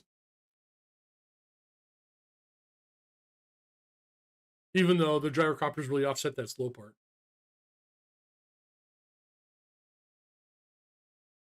I say Slayer's not having killing blow on monster. Yeah, yeah. Well, maybe hope stepsister. Maybe hopefully that the Arcane Journal for the dwarves looks like it might be a Slayer army. Maybe they'll get Killing Blow or Monster Slayer or something like that. That'd be really cool. No, Tolkash, it's okay. Yeah, we're gonna disagree. That's okay. That's okay. I am not always right. I'm just a man with strong opinions. Pretty sure at least some Arcane Journal items are. Yeah, so there is 2 items. I don't have the Bretonian one here. There's the Frontiers Axe in the Bretonian Arcane Journal that can only be used by exiles, and there's like a magic staff that can only be used by exiles as well. I think it's a magic item, magic arcane item, a rod or something that can only be used by exiles. And I think there's something. Yeah, there's a couple magic items that can only be used by the sub faction. I didn't notice any in here that were only, and I was looking for it.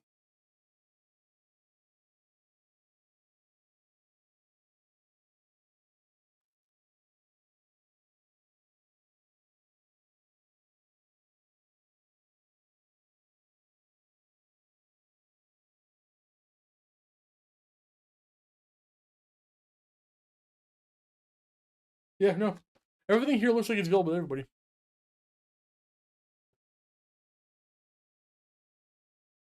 Oh no, Telcash, they're I think their magic is fantastic. I think they have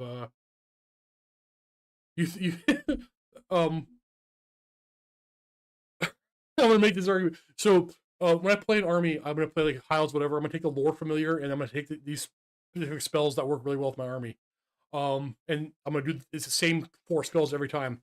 The dwarves can just do that themselves with the room the anvil, and it's literally it's just one less than everybody else's.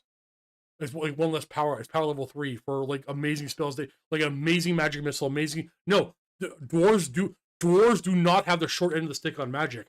They can put out really good magic on their own, and their magic is across the board. Magic is not a weakness for dwarves. No way. No way can you claim it. You can say you may not like to bring an Anvil of Doom, but that's just you want not want to bring an Anvil of Doom. The Anvil of Doom is better. The Anvil of Doom will do better casting than most other people's casting because the spells are so damn good. Dwarves don't have a magic weakness. They got the better than everybody else. Grass is always greener, my dude. The grass is always greener.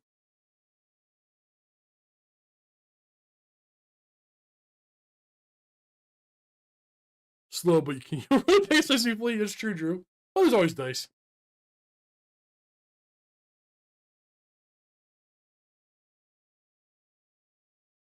There are no really any exiles of Crusader only restrictions for orcs. Yeah, yeah, fair. There's some really good magic items in here. I picked up an iOS Iowa Great Canyon this weekend for a bombard version. Yeah, you know what? Jackson did that. It looks damn good. It looks like an awesome bombard. Looks like 6 of the new items are exiles. 6 are exiles only. Wow. Oh wow, that's a lot. Oh, I have the book right here. What am I doing?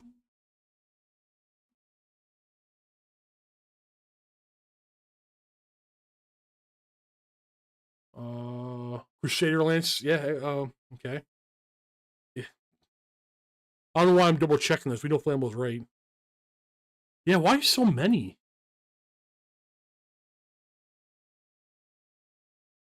Interesting. I wonder why. I wonder what the thought process here was. How about the Tomb Kings?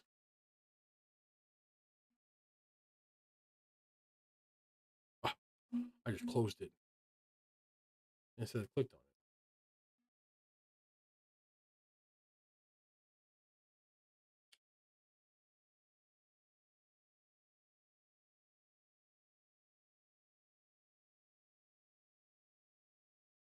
I don't even know where my Arcane Journal is.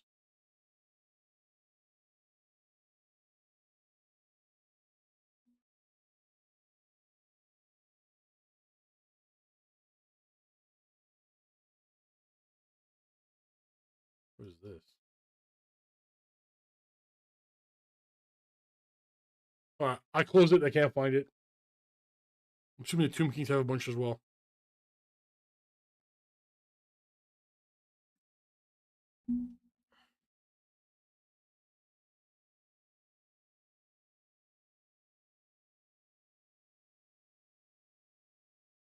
Back with the Lore Familiar, I've been thinking about a level 3 Vampire account on a Coven Throne with Ogre Blade and Lore Familiar using Lore of Illusion. Yeah, Lore of Illusion for a few wizards is really, really good. I have the Coven Throne painted up. I've had it done for like a year and a half, 2 years, and Luke has never used it once. I'm gonna have to play Vampire accounts just to put the Coven Throne on the table. Steve, if you aren't complaining that your faction sucks and everybody else is better, are you a true wargamer? No, yeah, honestly, that's true. That's what we all do. I'm trying really hard to not do that anymore, and it got a lot easier to do it when I started playing every army.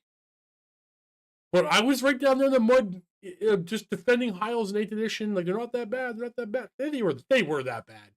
It was just my army, and you defend your army, and you think the grass is always greener. Hey Steve, haven't gotten to play yet. What's better, 20 plus Iron Breakers, Hammers, or Longbeards? Or can take 2 units of the above. Okay, so Luke. Okay, I'm gonna speak for Luke for 2 seconds. He loves Longbeards. I don't see Longbeards. I don't get them. They're not for me. The Hammers have some combos that are bonkers, and Iron Breakers are just good without putting any combos on them. So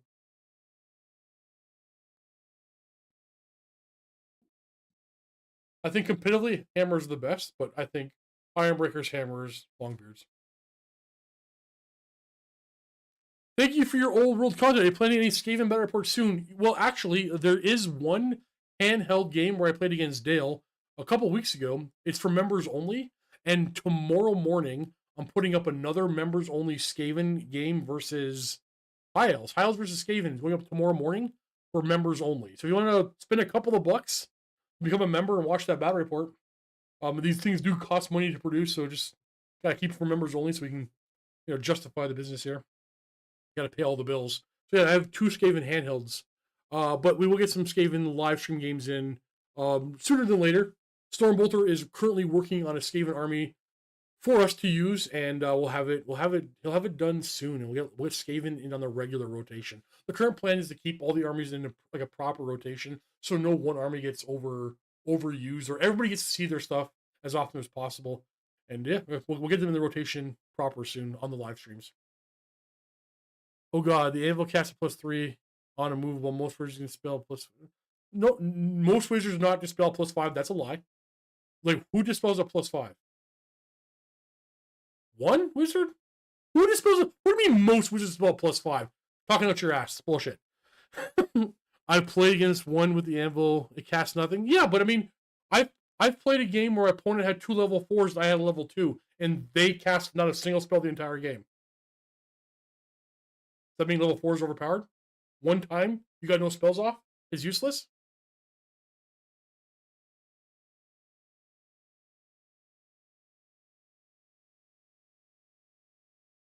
I played House because they're weakest back in. They weren't weak in 6th. I don't think Hiles were ever technically weak. Well, okay. So 6th edition, Gabriel, is you have to do only one way of playing. It's just a bunch of wizards throwing everything new. One guy throwing out Flames of the Phoenix. But yeah, I guess they had one playstyle that worked. I think the Lore of Illusion is very good for shooty ranged armies mainly. Yeah, no, well, Lore of Illusion is good for Slanesh, vampires, and then shooting units, armies. Any wizards that you want in combat, like the Keeper of Secrets or a vampire, Lore of Illusion is really good because it's a spectral doppelganger, and then otherwise it's really good for stopping your opponent from charging and seeing and stuff like that. It's a good lore. You know what? Every lore has been on my rotation for like my favorite lore in the game. And I should redo my lore magic stuff. No, Tall Cash. Sorry, I gotta be mean again. The combo on hammers depending on enemy charging in the front, and completely depending on the enemy. No, it completely depends on you to keep the enemy in your front.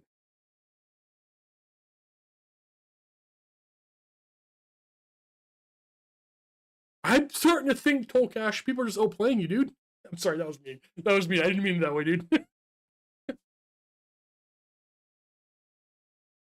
The Wanda jet that breaks like 100% of the time it gets used. You have a Wanda jet meta. I feel like you're theory crafting. You're not actually playing the game. The Wanda jet breaks all the time.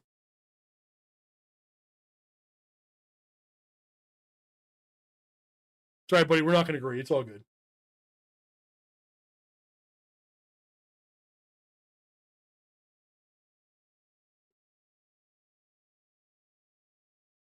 Elves were always weak, not like big, strong, great.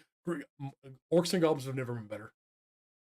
I like them in 7th as well, but they've never been better. Right? They're the best right now.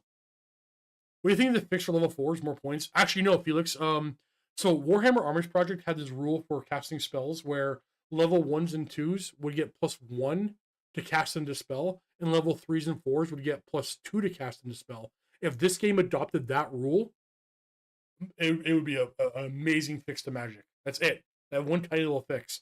Matthias from the Warhammer Army Project, he wrote that rule, and it's so good.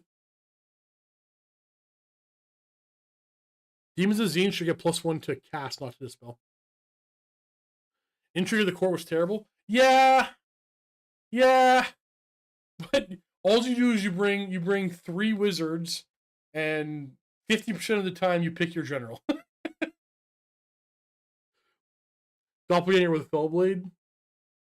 Wait, can you take the Fellblade on a? Yeah, but you never want to put the Grey Seer into combat though.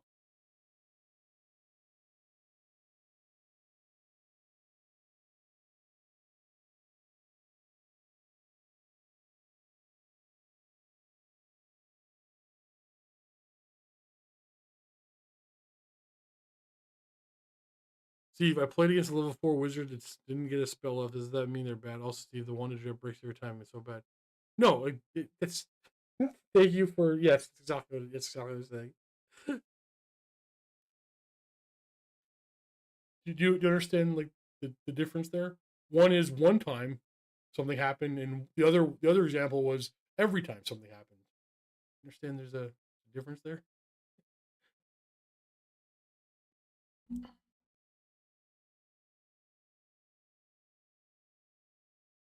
Like, doesn't the dwarf army have the one that jet across the board permanently because everything's measured as one? Like it's just measured as one across the board. My main problem with level 1s is you don't know. You know what, Nemo? But my main problem with the level 1s and 2s is actually not even that. It's they can't they can't even all the spell casting values are too high for them. That's my main problem.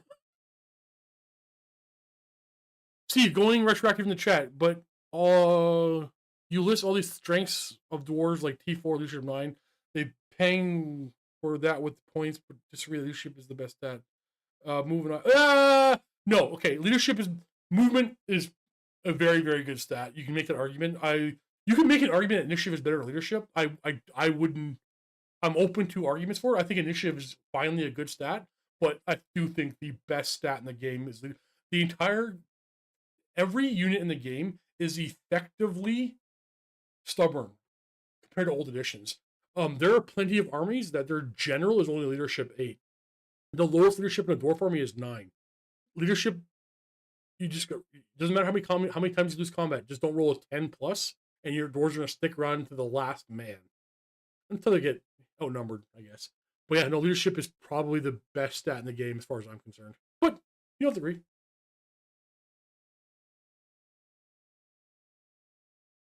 What does MR work on, Steve? Spells, talk Ash. When they're gonna cast like spells on you, like debuffs and things, fireballs. Like I don't know what trap you're trying to walk me into.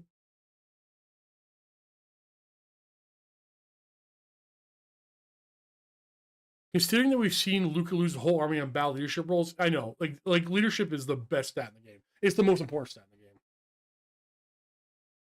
Turns out the best stat is the friends we made along the way. No, the best stat is your ability to keep track of all your wins. Yeah, exactly, Gabriel. So unfortunately, I feel like there are people who play the game and people who never play the game like to talk about it a lot.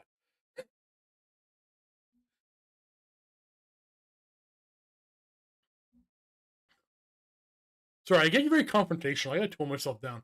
I'm a very confrontational person, and I try not to be. But I just, oh, Nasdred, welcome to Mountaineers. I didn't even notice that. See, I'm in fight mode. Welcome to Mountaineers, dude. I appreciate that.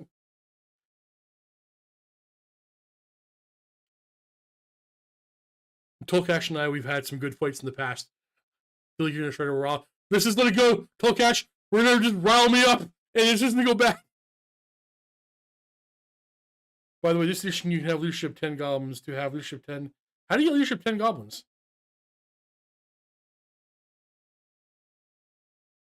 How do you get leadership 10 goblins? You can't. Oh, because of horde. And yeah. But the goblins have to have a goblin war boss to do that. It just I can't anymore, Tolgash. You can't. You gotta stop. You make the worst arguments. Tolkash, dwarves aren't for you, dude. Here's the thing. Dwarves are not for you, dude. No, I know Warband, but their leadership 7 on their highest level character, Pinchloaf. So that'll take them leadership 9. But because they're horde, they can go to 10. It's not because of Warband. I was thinking about why they get in the third one. I knew Warband, but I forgot about horde.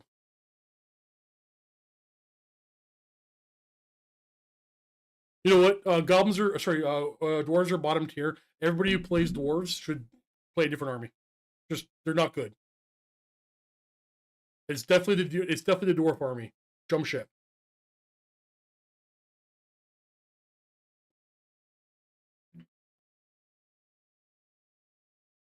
And impetuous.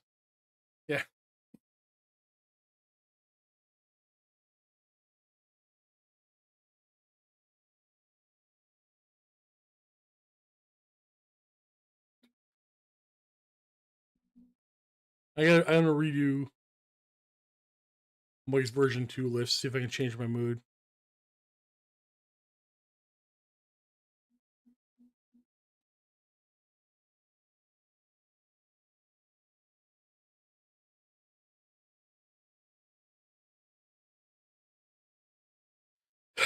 Mike, beat my fur, you still here?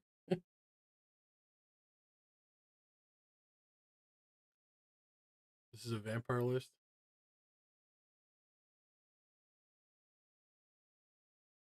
Okay. So we're switching the characters to just Master Necromancers. Who do I hate more, Longbeards or Seaguard? I think Longbeards have more use than Seaguard. But I love the Seaguard models. No, and Seaguard aren't useless. Okay, we have. Is this still the one on the Mortis engine? I don't even know. Be my fur, you still here? Drop the Mortis engine. You know how many more zombies you can get for that? Why is the Mortis engine even here? Drop. Be my fur. You gotta drop the Mortis engine. You gotta get a BSB, and all three stand behind the zombies. And get rid of the nightmare. What are you doing? Okay, I'm gonna fix this.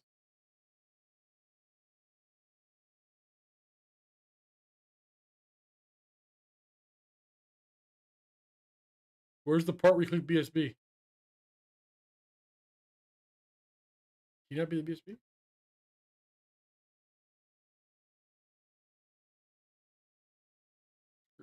Roll? Oh, okay, sure.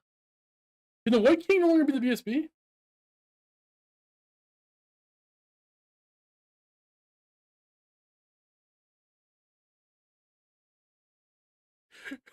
Tolkash, you remember? I don't want to embarrass you, bro. Hold on. You know what? Horse are bad.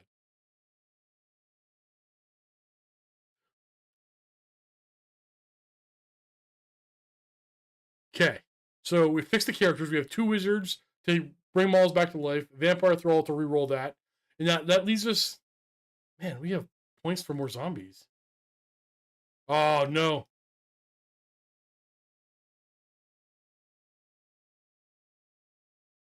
Oh, let me make this 20. What am I doing?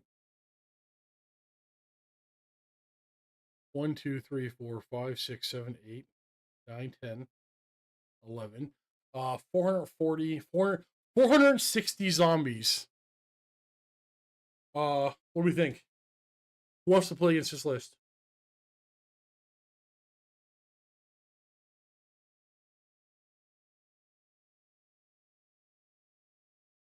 Oh my god, I want to see that list play. I don't have 400. Why did they say 460? I don't have that many zombies.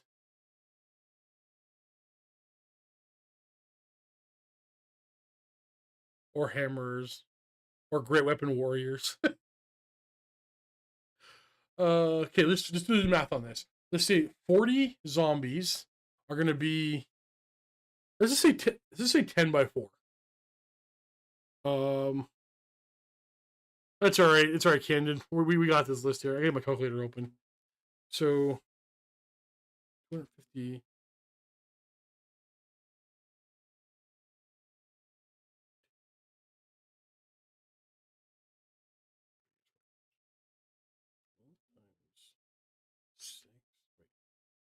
Let's see how the deployment is going to look. So we have.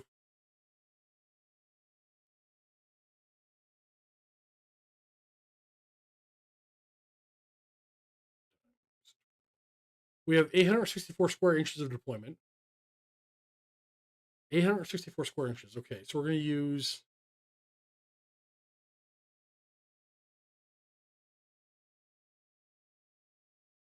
Yeah, we can fit this in the deployment zone. We can make this work.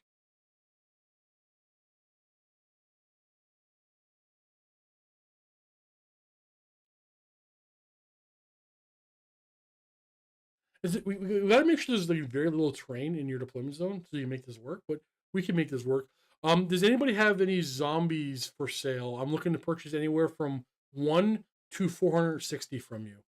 If you do have them available, send me an email. I would like to purchase your zombies. I need to play a list. And then if any TO rules a rule of 3 or anything like that, um, I'm going to overrule that at Mountain Miniatures because I will then have 460 zombies and 3 characters. Would anybody even watch this battle report? How many vision I would?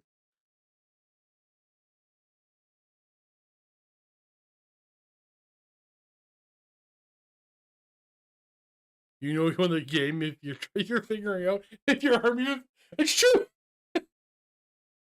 Mantine zombies, yeah, but it's gonna paint 460 of them.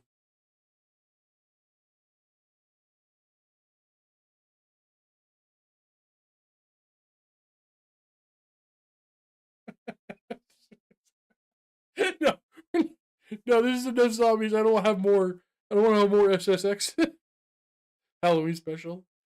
I think I have like how many zombies do I have? I have 60-ish zombies. The studio probably has. I painted 80 for the studio, and they already had a bunch. I could probably do half of these zombies, maybe. I'd put the better port on repeat. No, I need to. How many? That's true, flammable hero. Okay, hold on. New list. Files. Character. It's going to be a wizard because we play wizards. And then core, 5 villain archers. And then 5 villain archers. And then 5 villain archers. Oh, no. Flammable hero, this is all wrong. You're a fool, and you've embarrassed yourself. We cannot do 5-man squads if we want to maximize our deployment zone. We have 12 inches of deployment length. We go 1 by 12.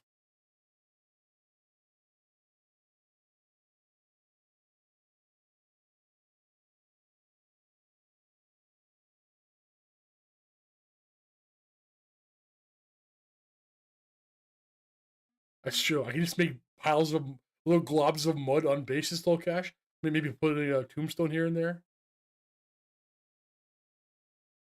No, Marcus, I'm not going to summon any more of those zombies.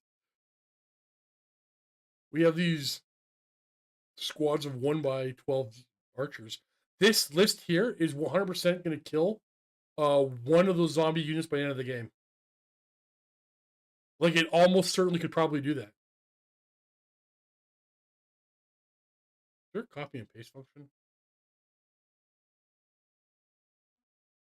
No.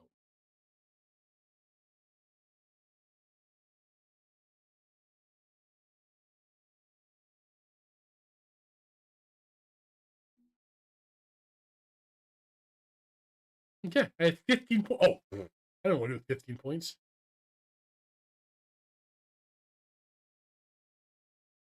So rewind. Best 2,000 point list ever. 200 point character. Oh wait, general. And now we have 1, 2, 3, 4, 5, 6, 7, 15, 150, 165, 165 archers. I only have 36. So I need to buy about 125-ish archers. If anybody wants to sell any of those, pre-painted, please. This unit could almost certainly kill a unit of zombies by the end of the game, or this army.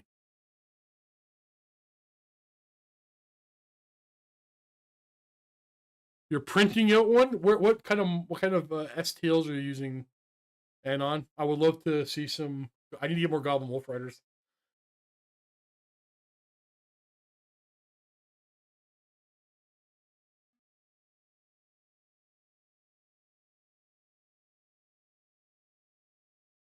The back archers are out of range until the zombies move forward. And then on turn 3, when the zombies do all their charging, there's going to be a whole lot of accidental contact. You know what? Can this outfight the zombies? Avatars of War? I'm going to go on their website.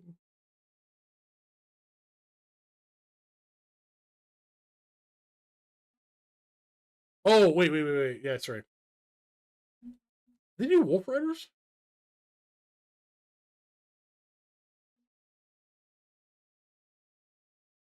I love that Goblin hero, the fat one. Oh, their river trolls are freaking awesome. Sorry, they're swamp trolls. Their pump wagons are awesome. What is going on here?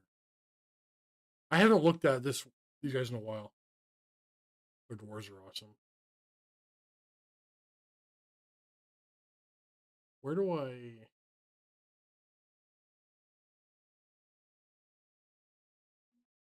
Do they sell STLs or just the actual models?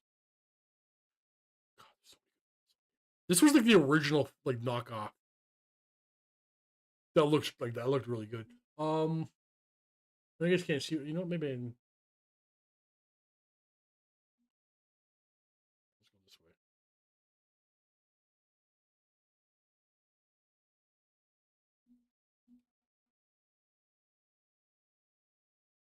This one?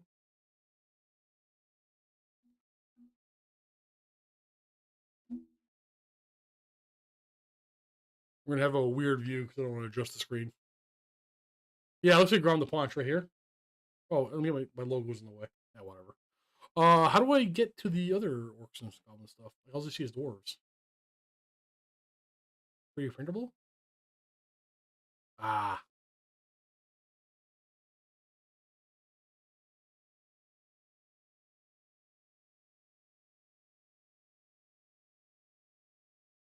No, I can't see nothing.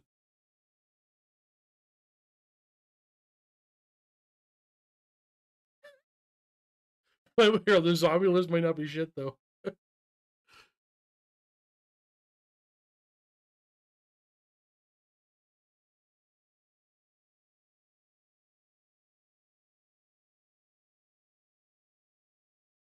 Yeah, I'm buying that. Bear with me as I do a little bit of shopping, everybody. Oh wow, their trolls are awesome.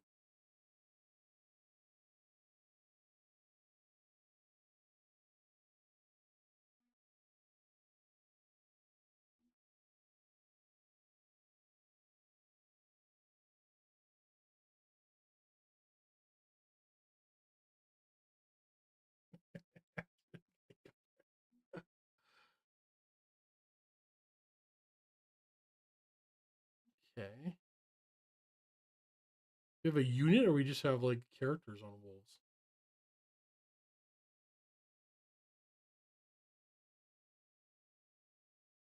I kind of want the derpy ones though. Gabriel, you just make your own. Can't you just can you just buy transfer sheet printer paper? I have this model right here.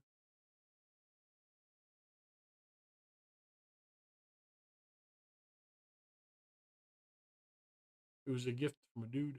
Oh,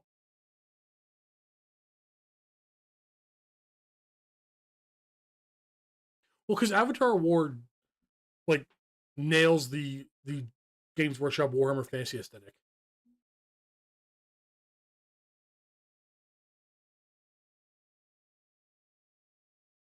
Huh.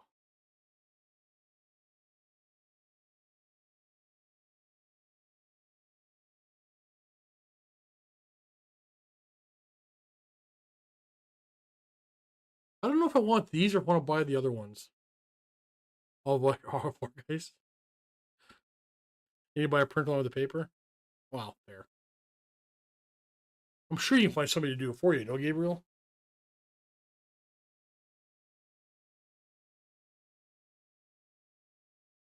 I kind of. I think I want the actual Games Workshop ones for nostalgia purposes, but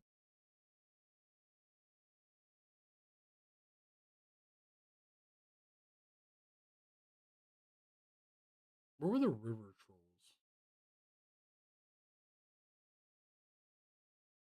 Goblin King, Dwarf Mocker. That's kind of awesome.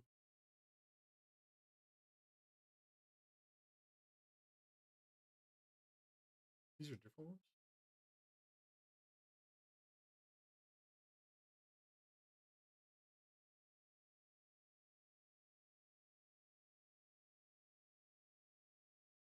I like these more.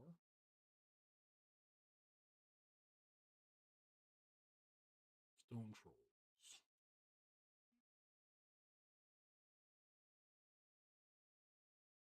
Yeah, their Slayers are awesome, Zend. Oh, no, I'll do the checkouts off the live stream. I won't make that mistake twice. Highland has good Wolf Riders?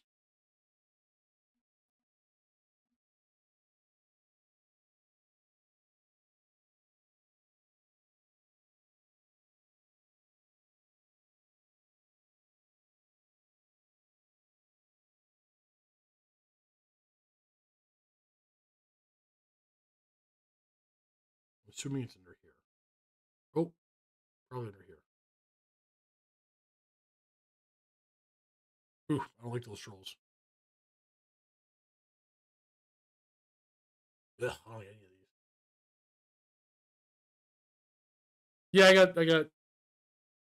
these. Yeah, I've had printers for years. I do a lot of printing. I like that model.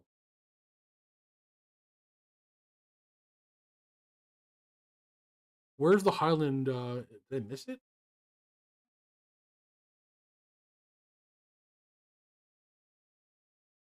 On my mini factory, can you search a store? Ah, you can.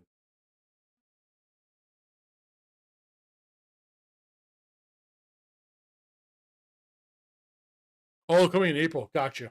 Gotcha. I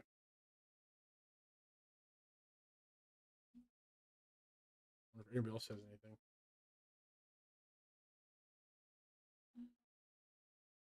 A little cartoony, but I don't hate them. Who's this?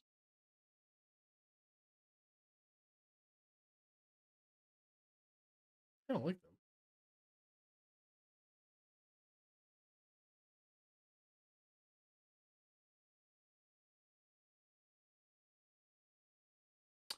Dale's probably gonna convert up some Razor Guard chariots for me, but do they make Razor Guard chariots?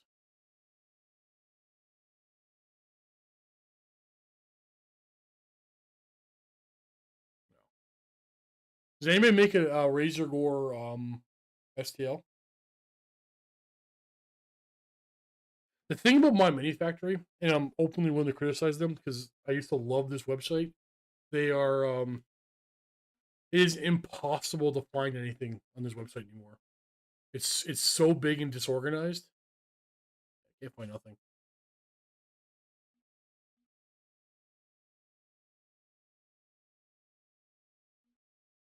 All right, I'm coming back, chat. I'm done shopping.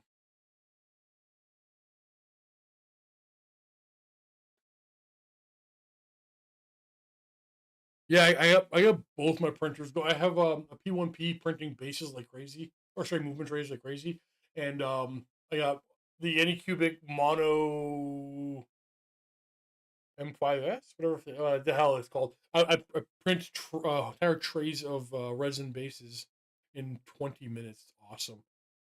I'm doing like I'm printing bases like crazy right now. Obviously, I haven't been reloading them while doing the stream, but uh, Luke is going to rebase Mini Wargaming's old Tomb King and Bretonnian army, so we have access to everything. And I still got to rebase my vampire counts. So yeah, just printers going burr constantly making bases. That's a good point. Did I close? I didn't close it, right? Black orcs for the chariot. Avatar. There's collections.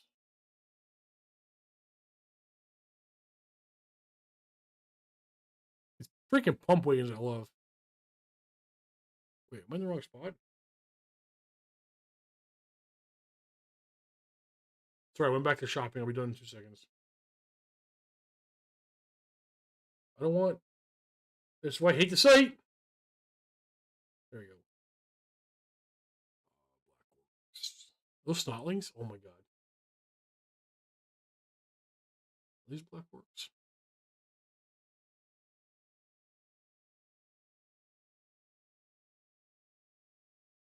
They'll go on the chariot perfectly. Add to cart. But I do gotta buy another box of black orcs anyway, because I have 2 squads of 15 that I want to upgrade to 2 squads of 18. which means I'll have 14 left over. I'll use a couple of them for charity. I don't think I need these. I have to buy them anyway.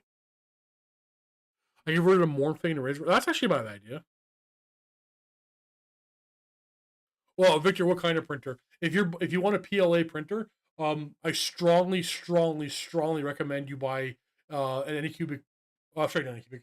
A Bamboo Labs P1P. There's another model that gives you an enclosed case, a couple $100 more. You don't need that. The P1P. I have put dozens, if not hundreds, of hours on 3D printers. Matthew's probably put more on than me. Matthew's bought every type of printer possible for the Forge, and he threw away tons of printers, and now he has like probably 15 or 20 P1Ps. It is such a solid, reliable, awesome printer. So PLA P1P. I just bought the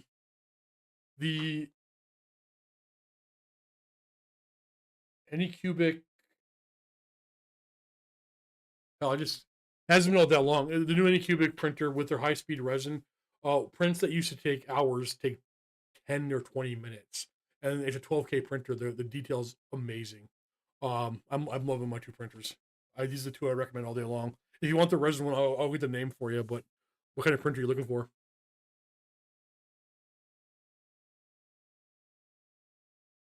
Ha, Marcus, I don't have conversion skills. That's not a bad idea though.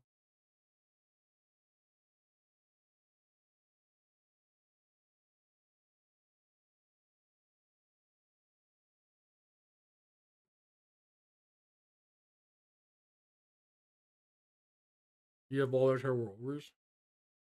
I didn't know they did. I did not know they did prints. It was like years ago, like decades ago, like 20 years. Was it 20 years ago? 15 years ago? They started doing characters first, and they were hand sculpted, right? There was like the Slayer character. There was an elf character. There was the orc one. Like those were just amazing characters back in the day. I can't print my apartment. Why can't you print in your apartment?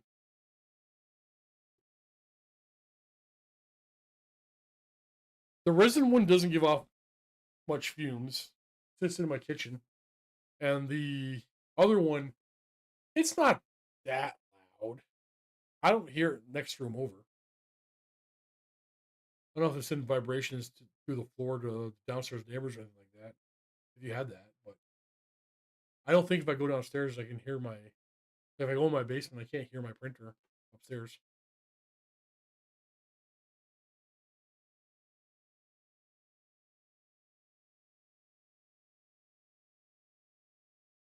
What's your favorite heavy cav? The oral and wise or cold one nights? They're up there. If they didn't have stupidity, they'd be amazing. Love my Saturn 3 Ultra. Yeah, I've heard nothing but good things about the Saturn 3 Ultra. Full plated bases under 20 minutes. Yeah, that speed right there is amazing. I'm looking for a printer for adding to Warhammer models. I'm still learning how printers work. I don't have one yet myself. Okay, so the there's two printing programs that I've ever used. Okay, so when you put your model into your slicing program to prepare the model to go to your printer to get printed, you have to add supports. There are two programs that I've ever used that got it right every time. It is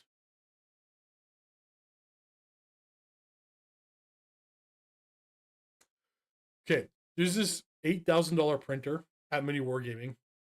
I forget the freaking name of it. But he uses their own slicing program, and he has to use their own resin models. Like that program never failed. You drag the model in, you say auto support, then you click print, problem solved. Uh, that's $8,000. You don't want to spend that. I spent Canadian $600 on mine, and it's the new. I'm using their own software. It's Photon Workshop, the new version of Photon Workshop with this printer. It has never failed me. Just auto support and print, never once. So if it's your first time getting into this kind of printer, this is the one I would recommend because I've used plenty of resin printers where you had to like trial and error, make it print properly. This one I've never had a problem. Search Proxy War Razor Dust.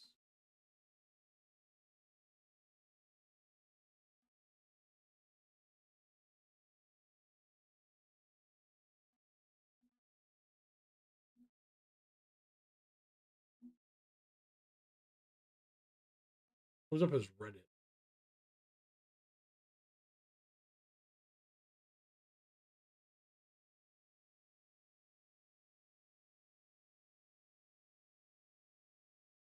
War borders. My bad.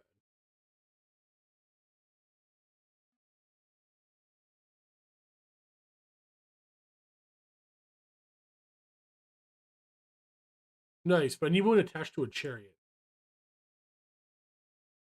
Actually, it does look better than. Huh. These war boars look better than razor gores. Holy hell.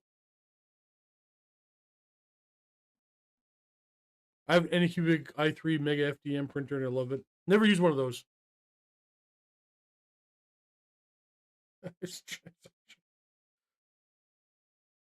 I never liked the lychee slicer. I see. I used Chitu box for years. Um, yeah, I'm just. Yeah, no, I know anymore. I brain farted.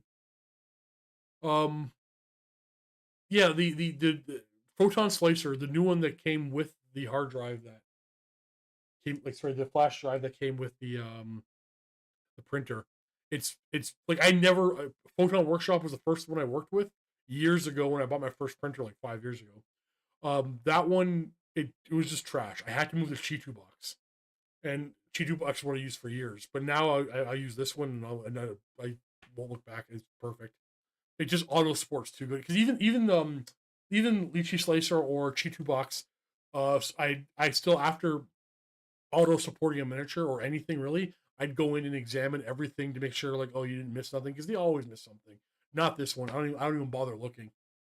Like printing miniatures on Chitu box or Lychee Slicer, I'd angle them back about 45 to 60 degrees backwards and then print it like that. This one here, I don't even bother. I throw the miniature on the plate, it's standing straight up. You can hold the sword straight in the air and like auto slice print. Or sorry, auto support print. Like it just I don't even look anymore. It just does the job. Probably also because it's a 12K printer, but wait, oh one, damn. BW hates fun. What are you talking about, Marcus? There's technically the points to run triple. Oh, yeah, well, because that would probably not be fun for the other guy to play against.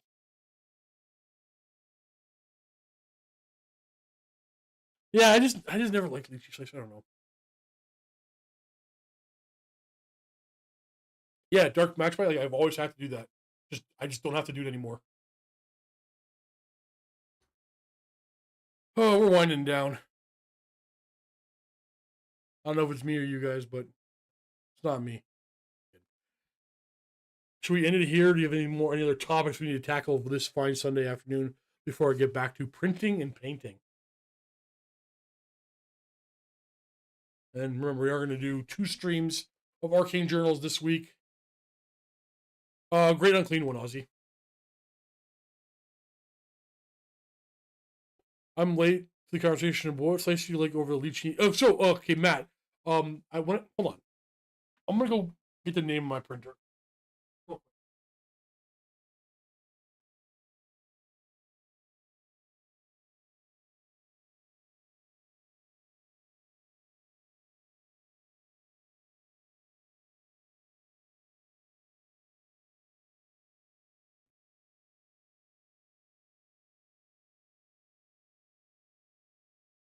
Okay, I bought the Photon Mono M5S.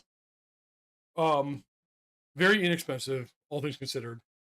And when I bought my first Anycubic Photon 5, 6, 7 years ago, I can't remember how long ago. The first program you use is Photon Workshop, which is kind of garbage. And I moved over to Chitu Box relatively early. I tried a few others, but Chitu Box was the one. When I bought this printer, I just used the new Photon Workshop that came on the drive inside the box, right? Installed from this.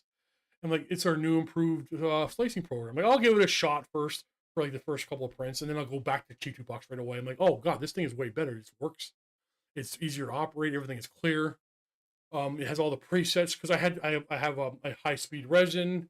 I want to print real fast. I'm gonna follow their steps I'm like, oh wow, it's printing these resin bases in 20 minutes really fast using their high-speed resin and their presets.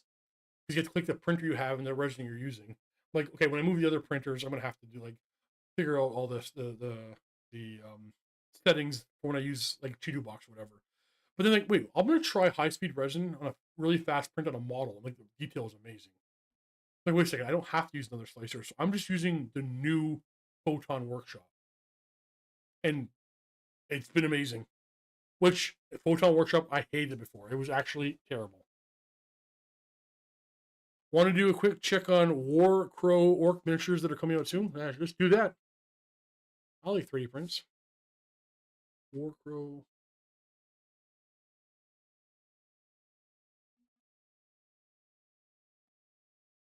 Corvus Belly.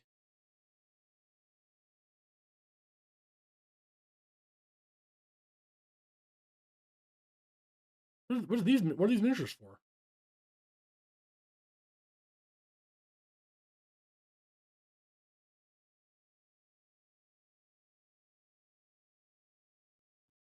I'm not a fan. Not because like they're good miniatures. It's just the style I don't like. I don't like them because they're not old school Games Workshop style where heads and hands are too big. I'm just those are miniatures to me, just for my kids, right? Yeah, no, I know who Corvus Belly is. Infinity's a fantastic game.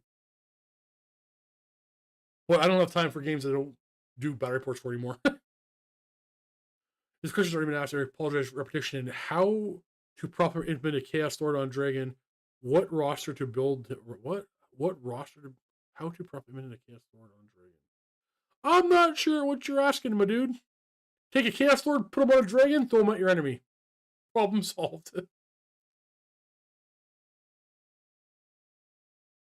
I've played huge battles of 30, 40,000 points per side. 8th edition isn't best of that. Need to make a lot of changes to rules. How do you see the overall for such huge battles? Tomic, Luke and I did one 3,000 point battle report once, and it sucked because we couldn't fit in the table. The big base sizes of the old world don't lend well to big games. Though we did a massive like 10, 20,000 point game at Warhammer World, and that wasn't a real game. We just kind of goofed around and did stuff. That was a lot of fun, but it wasn't a real game. I don't know if the game really lends well to actually playing massive games this edition. So if you 3D print Lizardman models, what does that make the printer a spawn? It does. It does make it a spawning pool. Yes, Warcraft works. That's true, Zen. You're right. It's a good point. Well, I'm gonna go back to work. We've talked it all to death. See you on the next one. See you guys Wednesday with the is my bitrate crap? Is my picture coming out shitty?